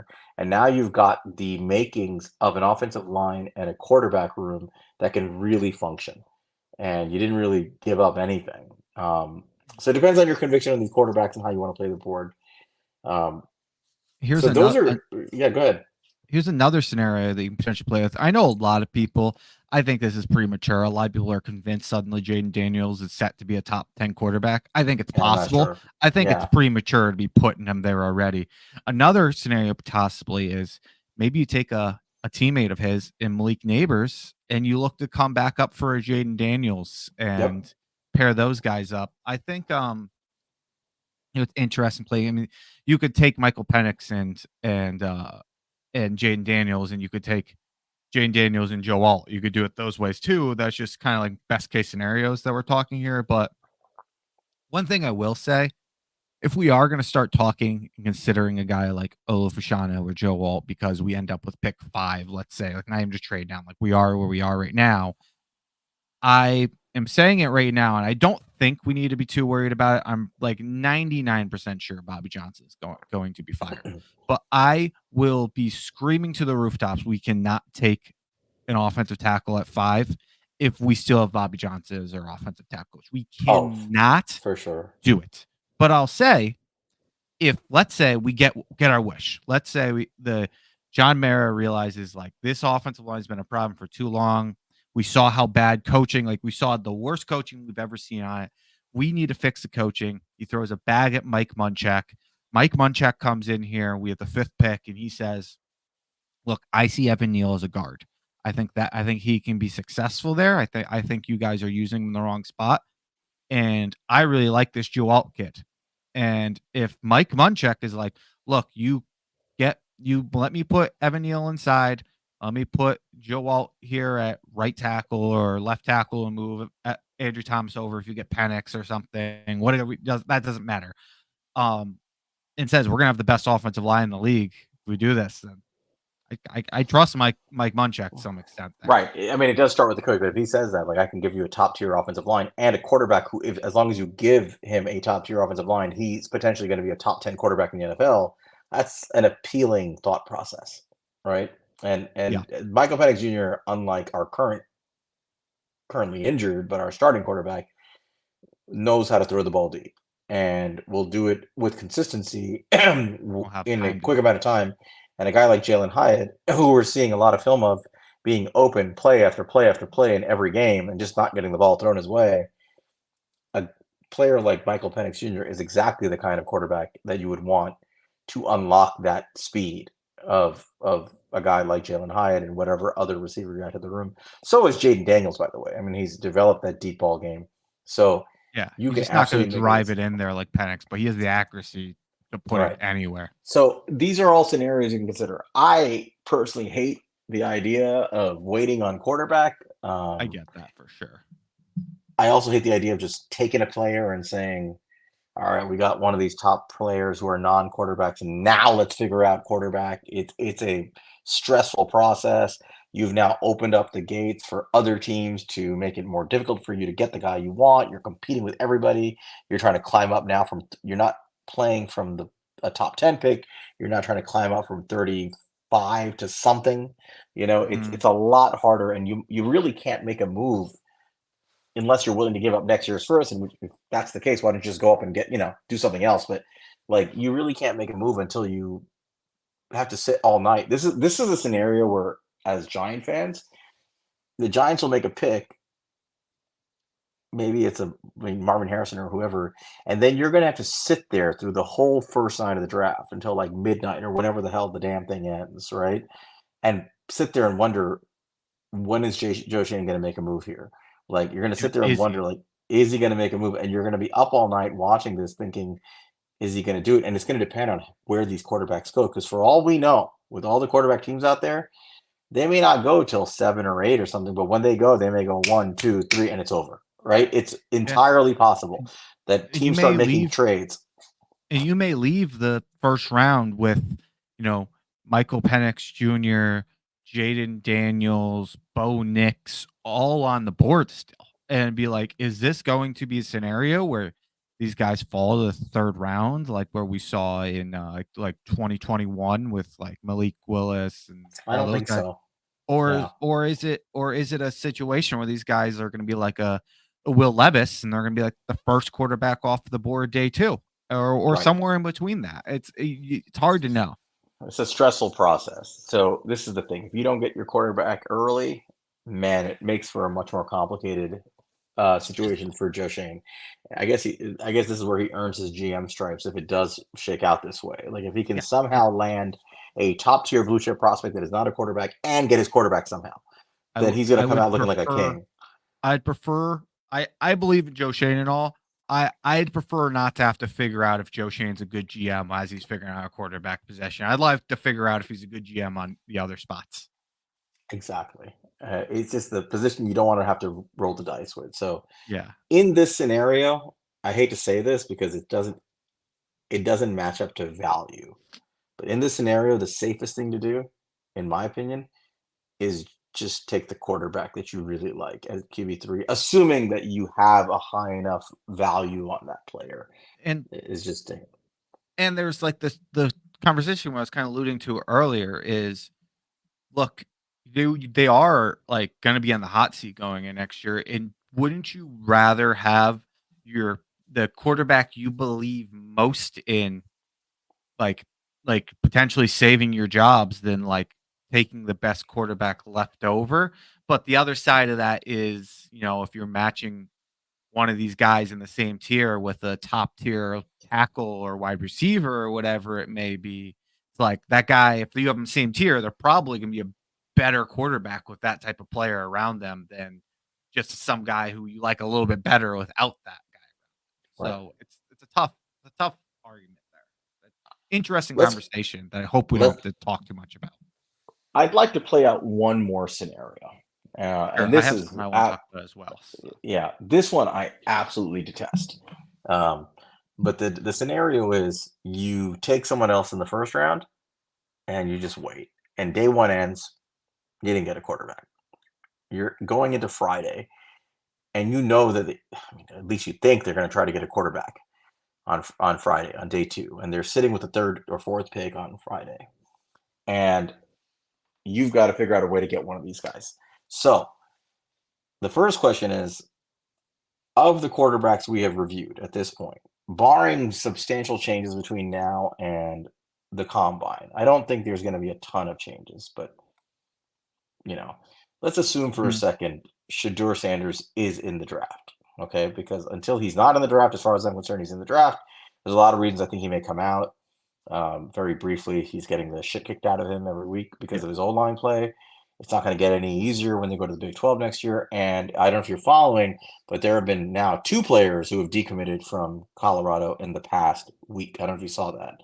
Mhm. A wide receiver who was one of the top prospects in the country coming out in the 2025 class, and an offensive lineman who was, I think, the 60 something ranked line interior lineman in the country in high school who's supposed to be there next year has decommitted. And the rumors have it that these players are decommitting because they're hearing whispers that Dion may not stick around at Colorado next year. That's the rumor. I don't know if that's true or not, but if that's the case, does Shadur Sanders just declare, right? So Sure. I think we have to assume he's going to be in the draft until he's not. That's the way I'm looking at it. Uh-huh. Let's assume he's there. The top 2 guys are gone. Giants have taken somebody other than a quarterback early on. They took Marvin Harrison Jr. You got your wide receiver one. You're done. Yep. Who do you think will go in the first round before day 2 starts? Realistically, who are your first round quarterbacks? Let's get them Sure. listed and off the board. So Drake May, Caleb Williams, that's easy. Those two, whatever order. Um, I think I'm pretty confident JJ McCarthy will be QB3 off the board. If not, well, Shador Sanders, Carthy. I think both those guys, those two will be the next guys. I feel confident those guys will be top 20 picks. Um, I think the way things are trending, I think Jaden Daniels finds his way into the first round. I think that's just how it's trending. I think the NFL values athletes like him, and I think somebody will take him, even if it's 32. Like I think he will find his way into the first round. I agree. Um, I think the most likely scenarios is Michael Penix because of his age and injuries, and Bo Nix because of his age and upside find their way outside of the first round. And So then you maybe a think Quinn they'll Ewers if he declares. so you think these 2 guys will be there at the top of round 2 Those would be my today? guesses. Yes, yeah. Okay. I don't disagree with you. As much as I love Michael Penix, we know how the NFL ultimately absolutely dissects these players come draft time. Age, injury history, it gets ripped to shreds. So I wouldn't be shocked if Bo Nix was taken because I'll despite say his age, he's good, but he's also healthy. I'll Yeah. say one more thing about I did say Jaden Daniels, and I do think he'll go there. I do have one of my buddies, Anthony, who I talk a lot of NFL draft stuff with. He's an Arizona State fan. No. He's nothing against Jane Daniels. He's rooting for Daniels. He really liked what he's seen, but he did tell me when he was at ASU, just what he heard was that there was a lot of like talk about Jane Daniels giving up on the team and how the teammates didn't really like him. He kind of got ostracized in that locker room, and if any of that's true, and you like you said, you saying these draft prospects getting ripped up made me think of it. If any of that's true, that's gonna come up, and that's not gonna be something that these Right. NFL draft, no matter how much his LSU teammates like them, that's gonna Well, be something that they're gonna right now, come up. Jade Daniels is probably riding a wave that's keeping him around the peak of his value, which is like Yeah. flirting with top 10. Um, Mhm. and I personally think that he should just stop playing football at this point Yeah. and just get off on the high. I know he's trying to win a Heisman, so he's Yeah, going to play yeah, that he had last his game. Heisman moment versus Florida. Right. He's probably going to he'll play his final game against A&M, I guess, and then he'll I think it's A&M, and Yeah, I think so. he I'm sure he won't play in the bowl game. Um, so I can see a scenario where he is potentially flirting with the back end of round 1. I have a hard time seeing Jaden Daniels fall out of round 1 though. I really do Yeah, because just I because of think the traits. he's put his traits and he's just put too much on tape this past year Oh where yeah, I it's think he's historically good season. Like, yeah, the production is there. Right. So I have a hard time seeing him be there day two. So I think best case scenario is what we're getting at here. You're the Giants. You wake up on Friday morning. You got Marvin Harrison Jr. or Oluvishano, one of these guys in your back pocket. Now you're looking for the quarterback to go with them. And the best case scenario is Michael Penix Jr. and Bo Nix are on the board. They're Yep. clearly the top two prospects. The next best prospect is if he declares Quinn Ewers. Same thing. I'm assuming he's declaring until he isn't. And then there's a drop off, right? Then there's a Yeah. drop off. From there, it's like guys like Carson Beck. Is he going to declare? I don't think he will. Guys like Cam Ward. Guys like what am I Quinn missing here? Ewers, if he declares. I mean, no, I mentioned Ewers, but like Oh, okay, Ewers, Cam sorry. Ward, DJ Rattler. Ukulele, Spencer Rattler. We're in this territory now, right? Yeah. So while these guys have draftable grades, there is a substantial drop off here. So best case scenario for the Giants, maybe there's 2 or 3 guys that are worthy of a top of day 2 pick. And Yep. that's what you're hoping for. So this is the risk, right? If you walk away from day one, this is why I keep saying the Giants have a day 1 quarterback problem. If you walk out of day 1 and you don't have your quarterback, you're hoping, best case scenario, that maybe a couple of these guys sneak into round 2 because they're older prospects and teams just decide to pass on them. They're not going to last long in round 2. I can promise you that. Like, because teams may not want to use a first round pick on them, but that calculus changes dramatically at the start of day 2. And all of a sudden, Michael Penix Jr. looks really valuable, and so does Bo Nix. Just for the record, I just looked it up. The record for most quarterbacks taken in the first round right now is 6.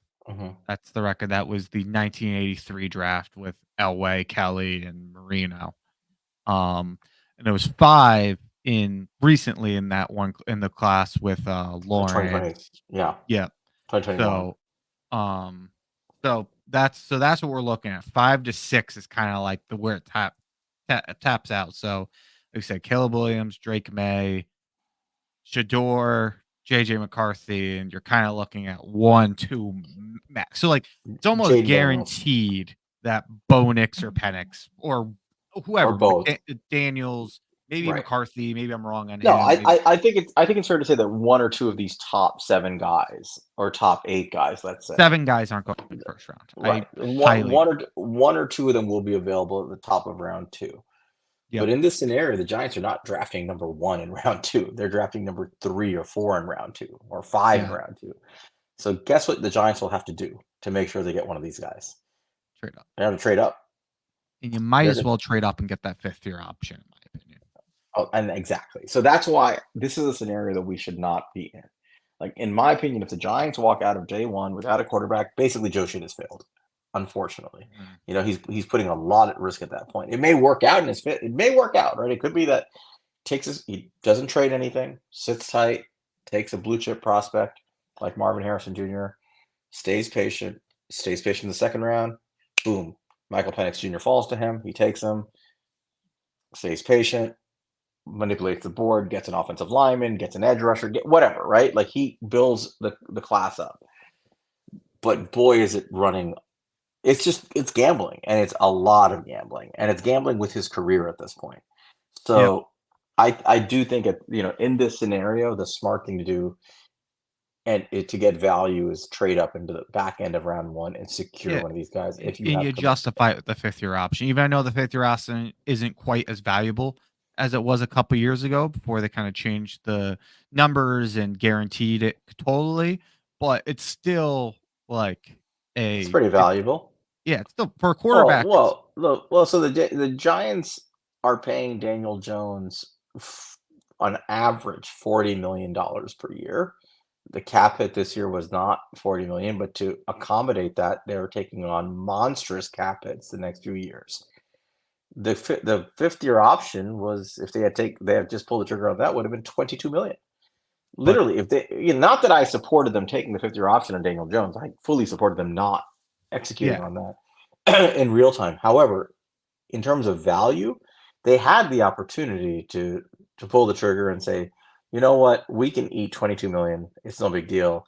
And it's essentially like getting a very, very cheap franchise tag, right? $10 million cheaper than the franchise tag. The flip side, though, is you're stuck with a Baker Mayfield or a Sam Darnold, and you are legitimately cutting one of them potentially in their on their fifth year option where the money is Oh fully yeah. So guaranteed. I'm not discussing this in the Daniel Jones thing because I think the Daniel Jones situation is Oh such an yeah, I know. it's I'm such an just saying where outlier. it's like the fully guaranteed fifth year option kind of changed the value on this. Where I think you're going to see more of them. You already are seeing more of them getting declined than they used to be because Right. it was just a comp pick thing before. But we're talking about a situation where the player is actually good, and it's clear Yeah, that you want to pay him. So you may execute the fifth year option, and it at least buys you some time to work out a longer term deal, buys you some cap maneuverability. It has value. So the point is, any way you slice this, the smart thing for Joe Shane to do here is assuming that he wants a quarterback, is he's got to come away from day one with a quarterback. It could be it. just a quarterback, or it could be another blue chip prospect plus a quarterback later. But it's hard for me to see a scenario where he walks out of day one of the draft without a quarterback and thinking he had a successful night. I'll give you one more devil's advocate though for leaving first round with it. If this is one thing I have thought about. If and look, like I don't know how much Joe Shane has time left to go get a third quarterback or anything like that. But even if it's not Joe Shane, whatever it may be, us as fans at least thinking it, if they kick a quarterback on day two, it's gonna be a lot easier for them to sell moving off a quarterback when one becomes available. Then we know where this kind of franchise has been, or once Hmm. they kinda take a quarterback, that's their There's guy no matter what. for like 20 years, yeah. I think if I think if they took one in second round and just said, "Hey, we've had a lot of injuries at quarterback, and we really value a high end backup," kind of like the Eagles sold the Jalen Hurts, even at the top of the second. I think Hmm. you could still kind of sell it that way, and then it's just like even if like you are like turning around drafting quarterback next year, it's like, yeah, we drafted him to be a backup, even though you know they're full of shit. They kind of like there's something to be said there. Yep. No, there is. Especially if So, you're trading back and accumulating first round picks for next year. well, so at the end of the day, what this, in summary comes down to is the Giants really need to land in the top two picks. Like these Yes. hypotheticals are really interesting for people like us to sit down and go through like the game theory of how this could all work. But in reality, this is a shit show of an experience to have to live through if you don't have a top two pick and I you want a quarterback. it's going to be good for content, but I really don't want to have to. I'd rather just talk about the second round and the third round, and let's just say we're getting Drake May or Caleb Williams. I don't want to think about Momo's mental health if this is the situation we're in. I don't want to think about my mental health I don't need if any this more is horror videos from Momo. Dark Momo is in a bad. Look what you maniacs have done to Momo. Dark Momo is a scary thing, and you know what? I've gone dark too, so I'm laughing for the sake of this pod, but I'm going to go back into my retreat of darkness pretty soon after we conclude. Um, I but yeah, just the bottom line is we got to get a top two pick somehow, and yeah. I could give a shit about getting more wins and locker room stuff. With all due respect to the locker room, if you wanted me to care about your feelings, you should not be 3-8. Should have been winning I some damn agree. games, So I'm not worried about that. I'm worried about the future of the team. I want them to lose out, plain and simple. I don't care what people think of that. I think I'm in the majority of the fan base at this point. I don't care if you look good or look bad. I could give a shit. I want L's all the way down the line so that the Giants land a top two pick so they can comfortably, without dealing with all these stressful scenarios, land one of the blue chip quarterbacks in this class and manipulate the board from the second round on. That's what I want to see Yeah. happen. Um, but if they don't land a top two pick, Joe Shane, you got your work cut out for you, man. You're gonna have to prove that you're a worthy GM after that. Yep. It's gonna be a tough thing to battle out of, and yeah, man. I It should be interesting how all that plays out. The one other thing I did want to go into a little bit because we are at the fifth pick right now. We talked about quarterbacks we'd be interested in, and we talked about all the trade scenarios. Just talking at like, let's say, let's call it the fifth pick. What what prospects interest you.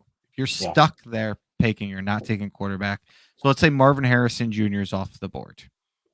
And What prospects would you go? one of the tackles is off the board by then, right? So One of let's the say tackles Olafashanu. would be. Realistically, it's probably Olafashanu. So in some order, it's going to be Caleb, Drake May, Marvin Harrison Jr., Olafashanu. That's probably your top four consensus Yep. prospects. They're off the Agreed. board.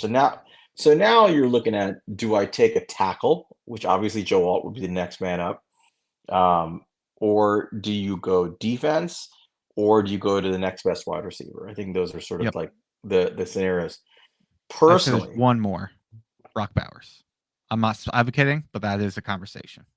yeah. So this is a non-trade down scenario. This is you're Yep. just going to take somebody. Brock Bowers is the best prospect left on the board. Let's be real. At this Yes, point, he's BPA. he's BPA. Like if you're going pure value, Brock Bowers, a tight end from Georgia, who we reviewed, is I think it's fair to say he's a generational prospect at tight end. You know, Right. I think he's as good as we've seen for a long time. He can block. He's an outstanding blocker. He can stretch the field and create explosive plays. He can generate blocks that explode the run game out. He's reliable. I mean, He's a he's Blitnikoff finalist, and he's a tight end that's missed games. right. He's ridiculous. He changes the dynamic of your offense. I hate the idea of taking Brock Bowers, but here's the thing. If you took Brock Bowers, let's just play it out. You took Brock Bowers here, and you took your quarterback in one of those other scenarios we talked about later.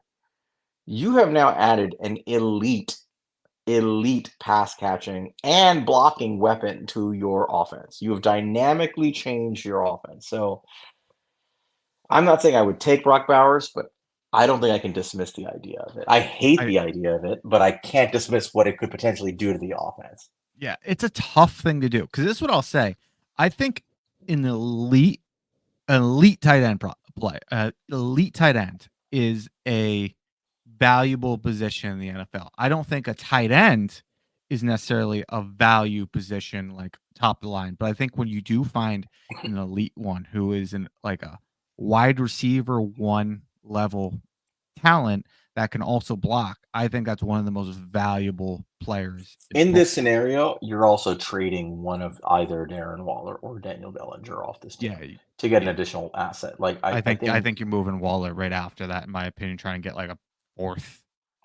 something like that, right? And you're basically rolling with Bowers and Bellinger as your two tight Yeah. ends, which might be a pretty devastating 1-2 combo at tight end if you think about it. You know, like that could be nasty. I mean, we've seen teams pull this off with like the two tight end sets as their base when they have elite tight end play and figure this out. So let's not discount the potential value there. Again, sometimes you don't overthink it. You take the best player and you build from there. So there is an argument to be made for Brock Bowers. Outside of Brock Bowers, who I think is BPA, the other players, I personally would not take the tackle here. Um, Mhm. in my opinion, as much as Joe Alt is probably the next player on the BPA list, I have a hard time justifying taking another offensive tackle with the top 5, top 6 pick I'd need after to we run just check if we were going to do this. That's the only way I think I'd consider is if we had an elite offensive line coach. The only and way do to you even consider it. and do you need to take a tackle at 5 or 6 if you have Mike Munchak is the other question, Exactly, right? because I think So he can make Neil at least like right. competent. So anyway, you said I think I'd rather have the coach, a better coach and a better scheme than just drop another top asset on a tackle. So I But have a at hard time least taking in those. that scenario, I can trust the advice is coming from the offensive line coach I to make would I Neil a would I guard. would give it thought. It would not be high on my priority list to take a tackle Yeah, here, honestly. agreed. I think the next best player, in my opinion, is actually probably Malik Neighbors, I'd the agree with wide you as receiver from well. LSU. And this is the scenario where you just say Malik Neighbors. We talked about this in the wide receiver episode, which was our very first episode. Malik Neighbors would be wide receiver 1 in almost every draft class, That's where it was except for trending, this and one, it's gone there. Yep. right? And he has been At least the everything last that we two. thought he would be. Everything we have thought Malik Neighbors could be, he has been, and then some. The Mhm. guy is easily being discussed as wide receiver 1 and a potential elite prospect if it wasn't for Marvin Harrison Jr. being sitting in front of him in the class. Like that's how good he's been. So I'm probably taking a swing on Malik Neighbors here. To be honest, of those 3 players, Bowers, Alt, Neighbors. Bowers is intriguing because of his value as a generational type prospect at tight end. Alt is intriguing because of the prospect of maybe having a guy like Munchak who vouches for him, and you're getting a tackle, and you're moving Neal to guard presumably.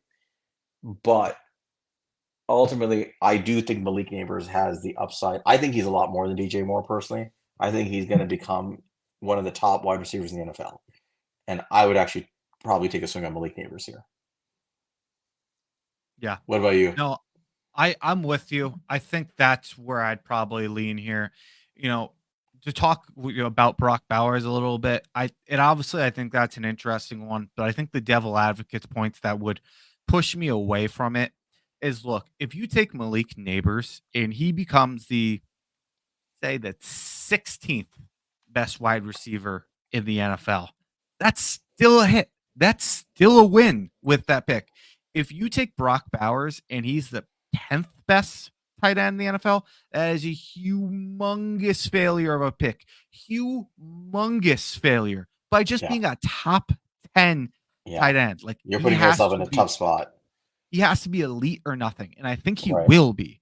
But the thing is, If he isn't, these boy, is it a miss. Yeah. and these top tight ends have not been. He would be the outlier. Right. Every single one of these tight ends have come outside the first round, Let and let me Kyle throw Pitts has not helped to that conversation. let me throw a couple more names into this list since we're at positional value.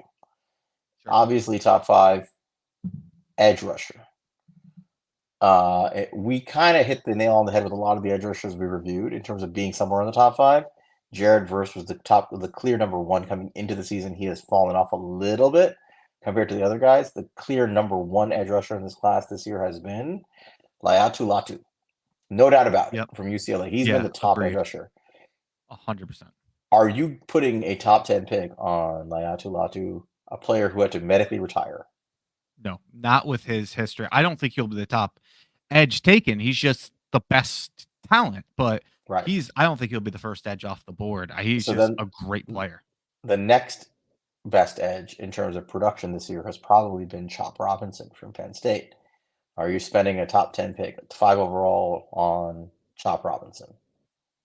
At least from advanced stats, I think he only has 3 sacks on the year. So again, like no, I think if I was going to do it, I think the next guy you're probably going to bring up is Dallas Turner, and Yep.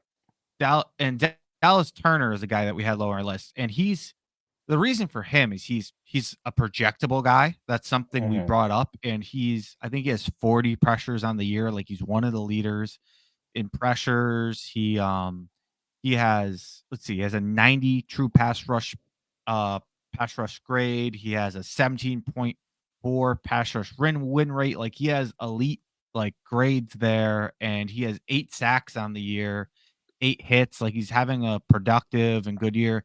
He has not been good in the run game. And I think ultimately what it kind of comes down to too with this is look, you just named like Latu. You named Chop Robinson, who's also having a great year. You mentioned Jared Verse, he's having a down year compared to last year, but it probably had a better year last year than any of these guys are having like this year, arguably. At least maybe not Latu, but Latu's kind of the exception here with the injury history. But it's We hard go. for me to sit there and take the first edge of the board when I really don't see a blue chipper and a So that lot of good guys. there's one blue chipper here. Clearly, it's Latu. I mean, Latu he's 6'5". What is he? 265. He's a big dude. Uh, playing the edge. He's quick. If you guys remember, now this is going back 12, 13 weeks of our show. The top edge rushers in the NFL win above 20% pass rush win rate, and we're talking like the top 5 guys, right? Mhm. Latu is at 24.1%. And 20 he he's putting up elite numbers. And he was putting up elite numbers last year, dude. Like Right. that's why I love this guy. This was like my guy going into it. It was just the worry was the injury. But dude, he capped off a 12 sack season last year. The season's not even over. He's at 14 sacks this year. He has 26 sacks right now over 2 seasons. Like He's the best edge rusher in this class. Is somebody but and he's probably gonna fall because of his injury history. somebody's going to take him. We discussed this when we talked about edge rushers.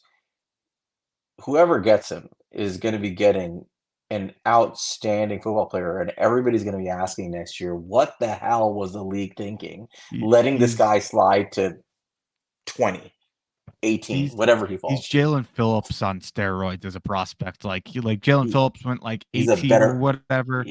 he yeah, I think 19 or something like that. But he's a better prospect than Jalen Phillips was. Yeah, he'll go like 10 probably, just because he's such a good prospect, and he'll fall a little bit because of that I don't think he he's was a medical. I'd be surprised if he went top 10. I'll be honest with the medical history. I Yeah, think I teams mean, will use I'm it. just trying I to think teams compare will it to go. how much better of a prospect he is. Yeah, I think teams will use the advanced stats and the film review and say, look, Jared versus close, Chop Robinson's close, Dallas Turner's projectable.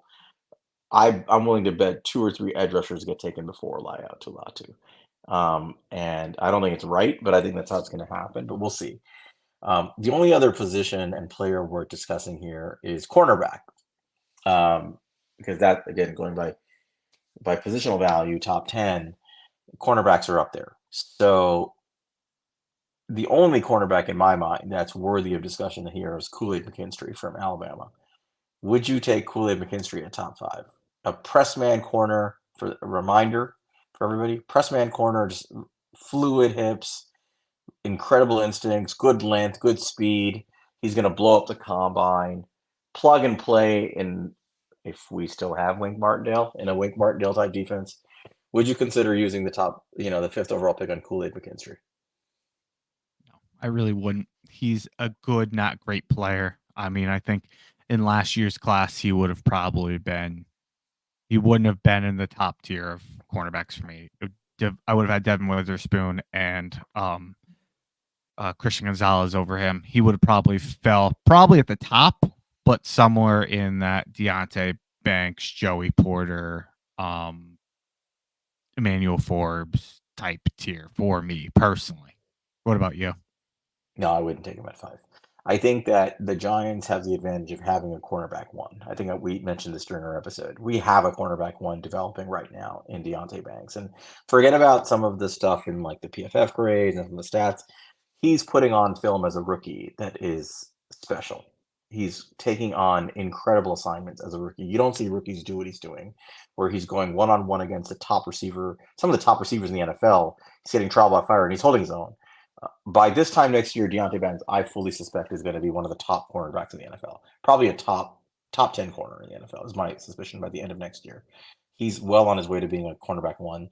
And I think that the Giants are in a position where they are also seeing Cordell Flott emerge as a solid nickel corner right now. He's playing well. I mean, it's a small sample size, but he's playing well.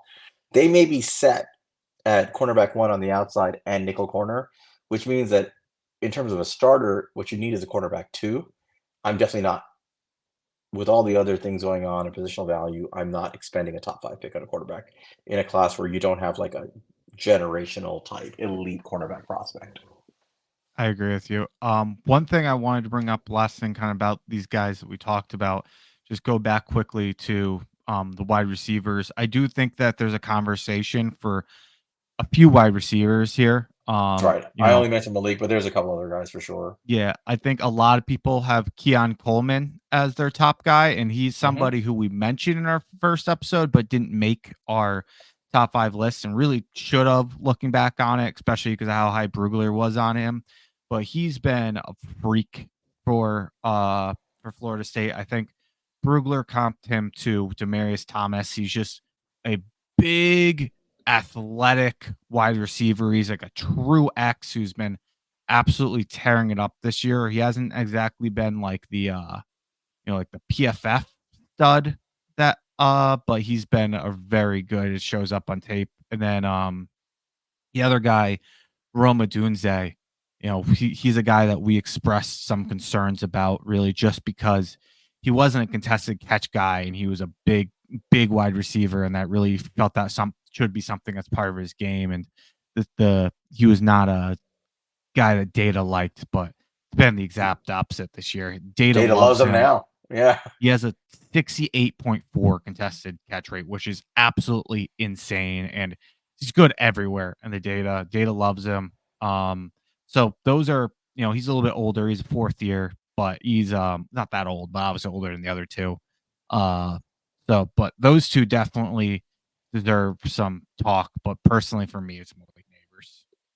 Yeah, I think personally Neighbors is my clear number two. I think there are holes you can punch in the game of the other guys. Less so in Odunze, in my opinion, than in Coleman. I Um, agree. but the way they played this year. But I think Neighbors is just a plug and play guy who I think quickly emerges to be a wide receiver one in the NFL. And one thing I Yeah, wanted to point out as well with their sides, and I'll come back here where we have plenty of episodes to talk about this, and I'll try to pull the numbers.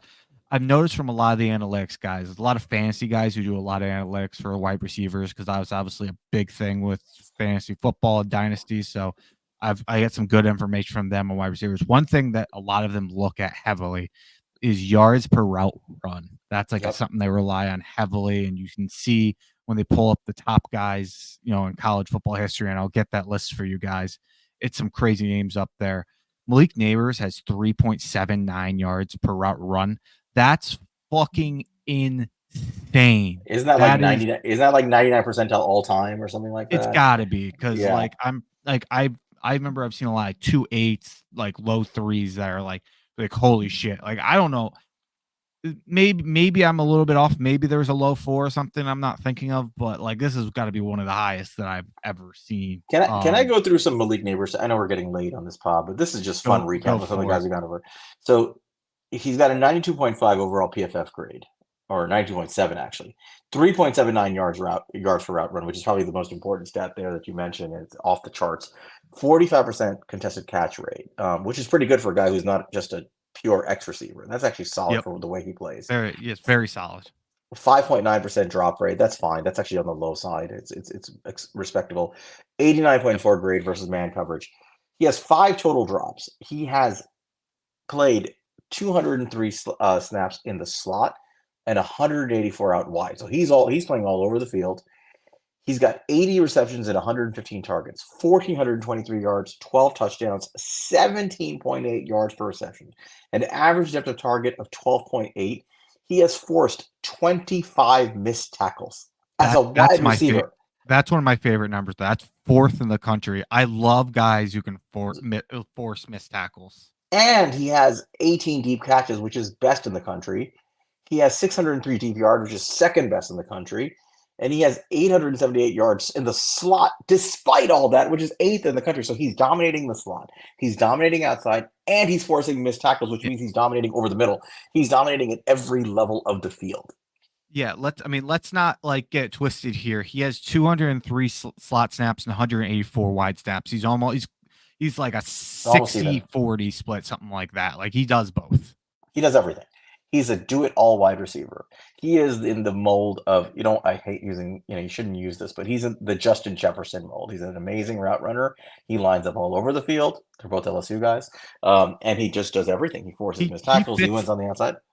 he fits the modern day wide receiver. You used to look for guys like Keon Coleman. That used to be the mold. That was the type of guy you look for.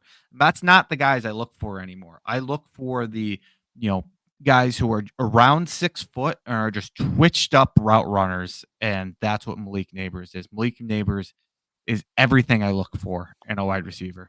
Would it shock you if after 5 years you look back and Malik Neighbors had the better NFL career than Marvin Harrison Jr.? Would that shock you at the 5 year point? No, I don't. It wouldn't shock me. Um, I would be I surprised, but I wouldn't be shocked because he's that good. I wouldn't.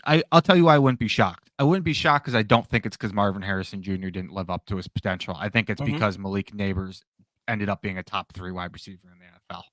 Yeah, I can see that. That's exactly what I'm getting at. I'm not saying Yeah. at all that Marvin Harrison Jr. won't be. I think Marvin Harrison Jr. is a very safe bet to be a top receiver in the NFL.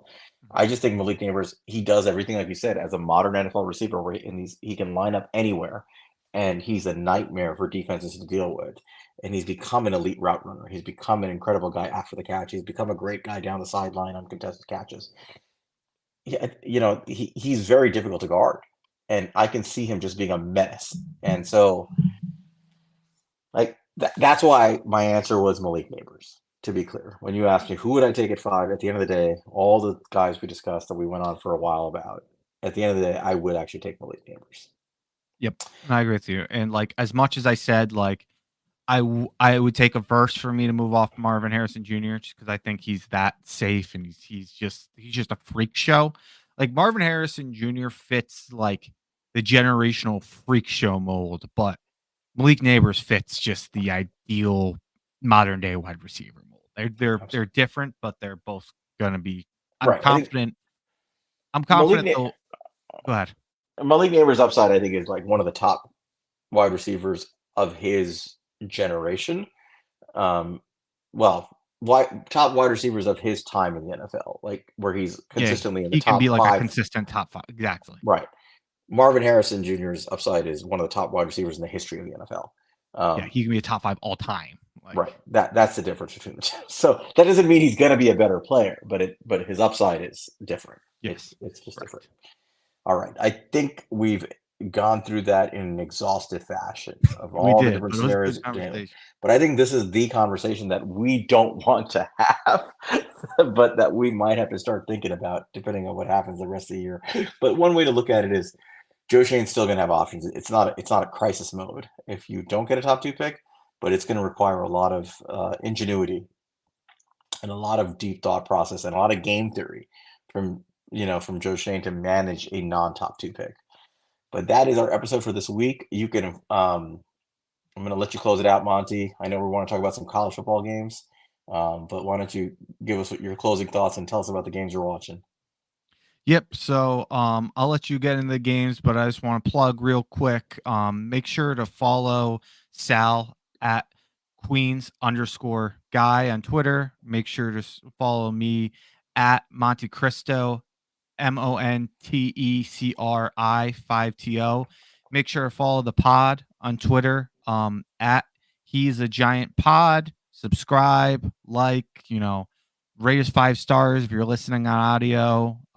But we appreciate all that you guys have done for the show. You guys have really blown us up the last couple episodes. So thank you guys so much. And like Sal said, welcome to all our new viewers and listeners. Really appreciate it. But And and, what do you got and for please college games? And please reach out to us for ideas because we have a lot of slots to fill between now and draft day.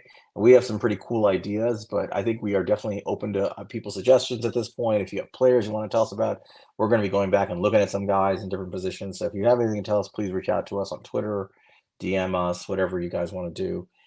Talking about this week's game, it's a rivalry weekend and we got some good ones here. The big one, let's start there, is Ohio State, Michigan. The game's in Ann Arbor. It's the Saturday 12 o'clock game. This is the must watch. This is 2 days after Thanksgiving. You hopefully have some leftover something. I'm not a turkey guy. Mm-hmm. I tell my kids who are small, I tell them that we're making turkey, but I just make 2 chickens, and they can, like with everything else, they can talk to a therapist about it later. It's fine. But hopefully you have some leftovers and stuffing, and you're enjoying yourself watching this game. This is the big one. You don't want to miss this game if you guys are at home on Saturday. if Ohio you're State, Michigan. if you're interested in JJ McCarthy, this is the must-watch game. He's apparently been hurt, and we're hearing that he's healthy this week and feeling good. You've not gotten much from the evaluation like you wanted to. This needs to be where we get an The win, evaluation on JJ McCarthy. and not just that, just from a college football perspective, like the winner of this game, Ohio State's the 2 seed nationally. Michigan's the 3 seed. The winner of this game is going to the college football playoff. The loser very well may be on the outside looking in. So this is to get into the college football semifinals for the most part, have a shot at the national title, and there's a lot of prospects in these games. We have gone over a ton of Michigan and Ohio State players. So in Michigan, I'll just recap them: J.J. McCarthy, Blake Corum, Donovan Edwards. We didn't go over Roman Wilson, but you guys should keep an eye out for him, the wide receiver. Great player. Um, on Zach Zinter, the lineman. All 5 of their linemen can be drafted, but we only went over Zinter.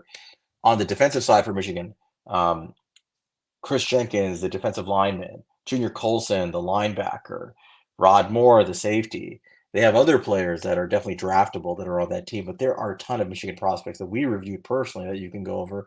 On the Ohio State side of the ball, you've got their running back, Travion Henderson, one of the top running backs in the country.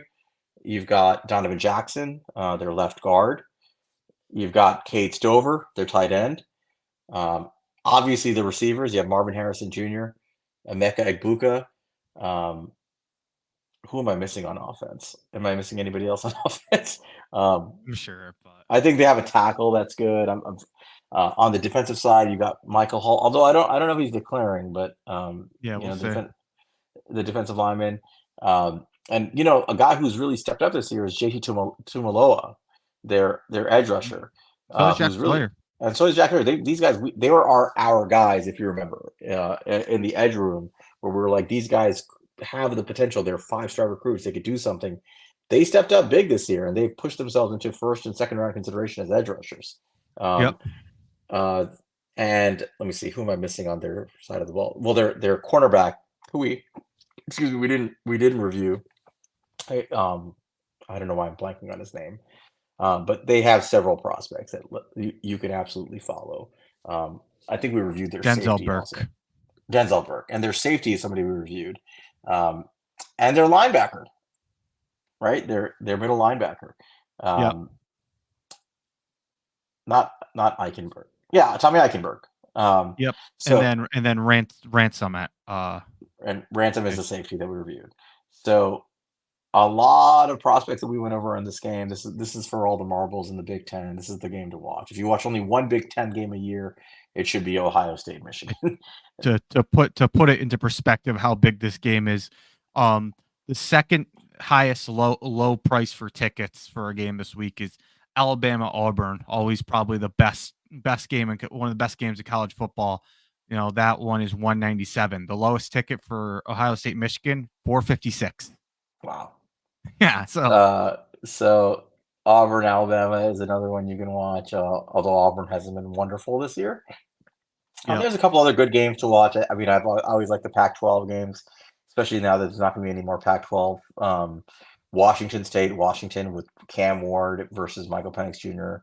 and some of those prospects on Washington, including Roma Dunes, McMillan, Polk, Braylon Trice on defense, uh, Troy uh, Troy Pomala, Troy Fountain, excuse me, the left tackle. I'm really tired. For Washington, good prospects there. Washington State obviously has Cam Ward, and they also have the safety that we followed that we really liked. And Florida State is another rivalry game.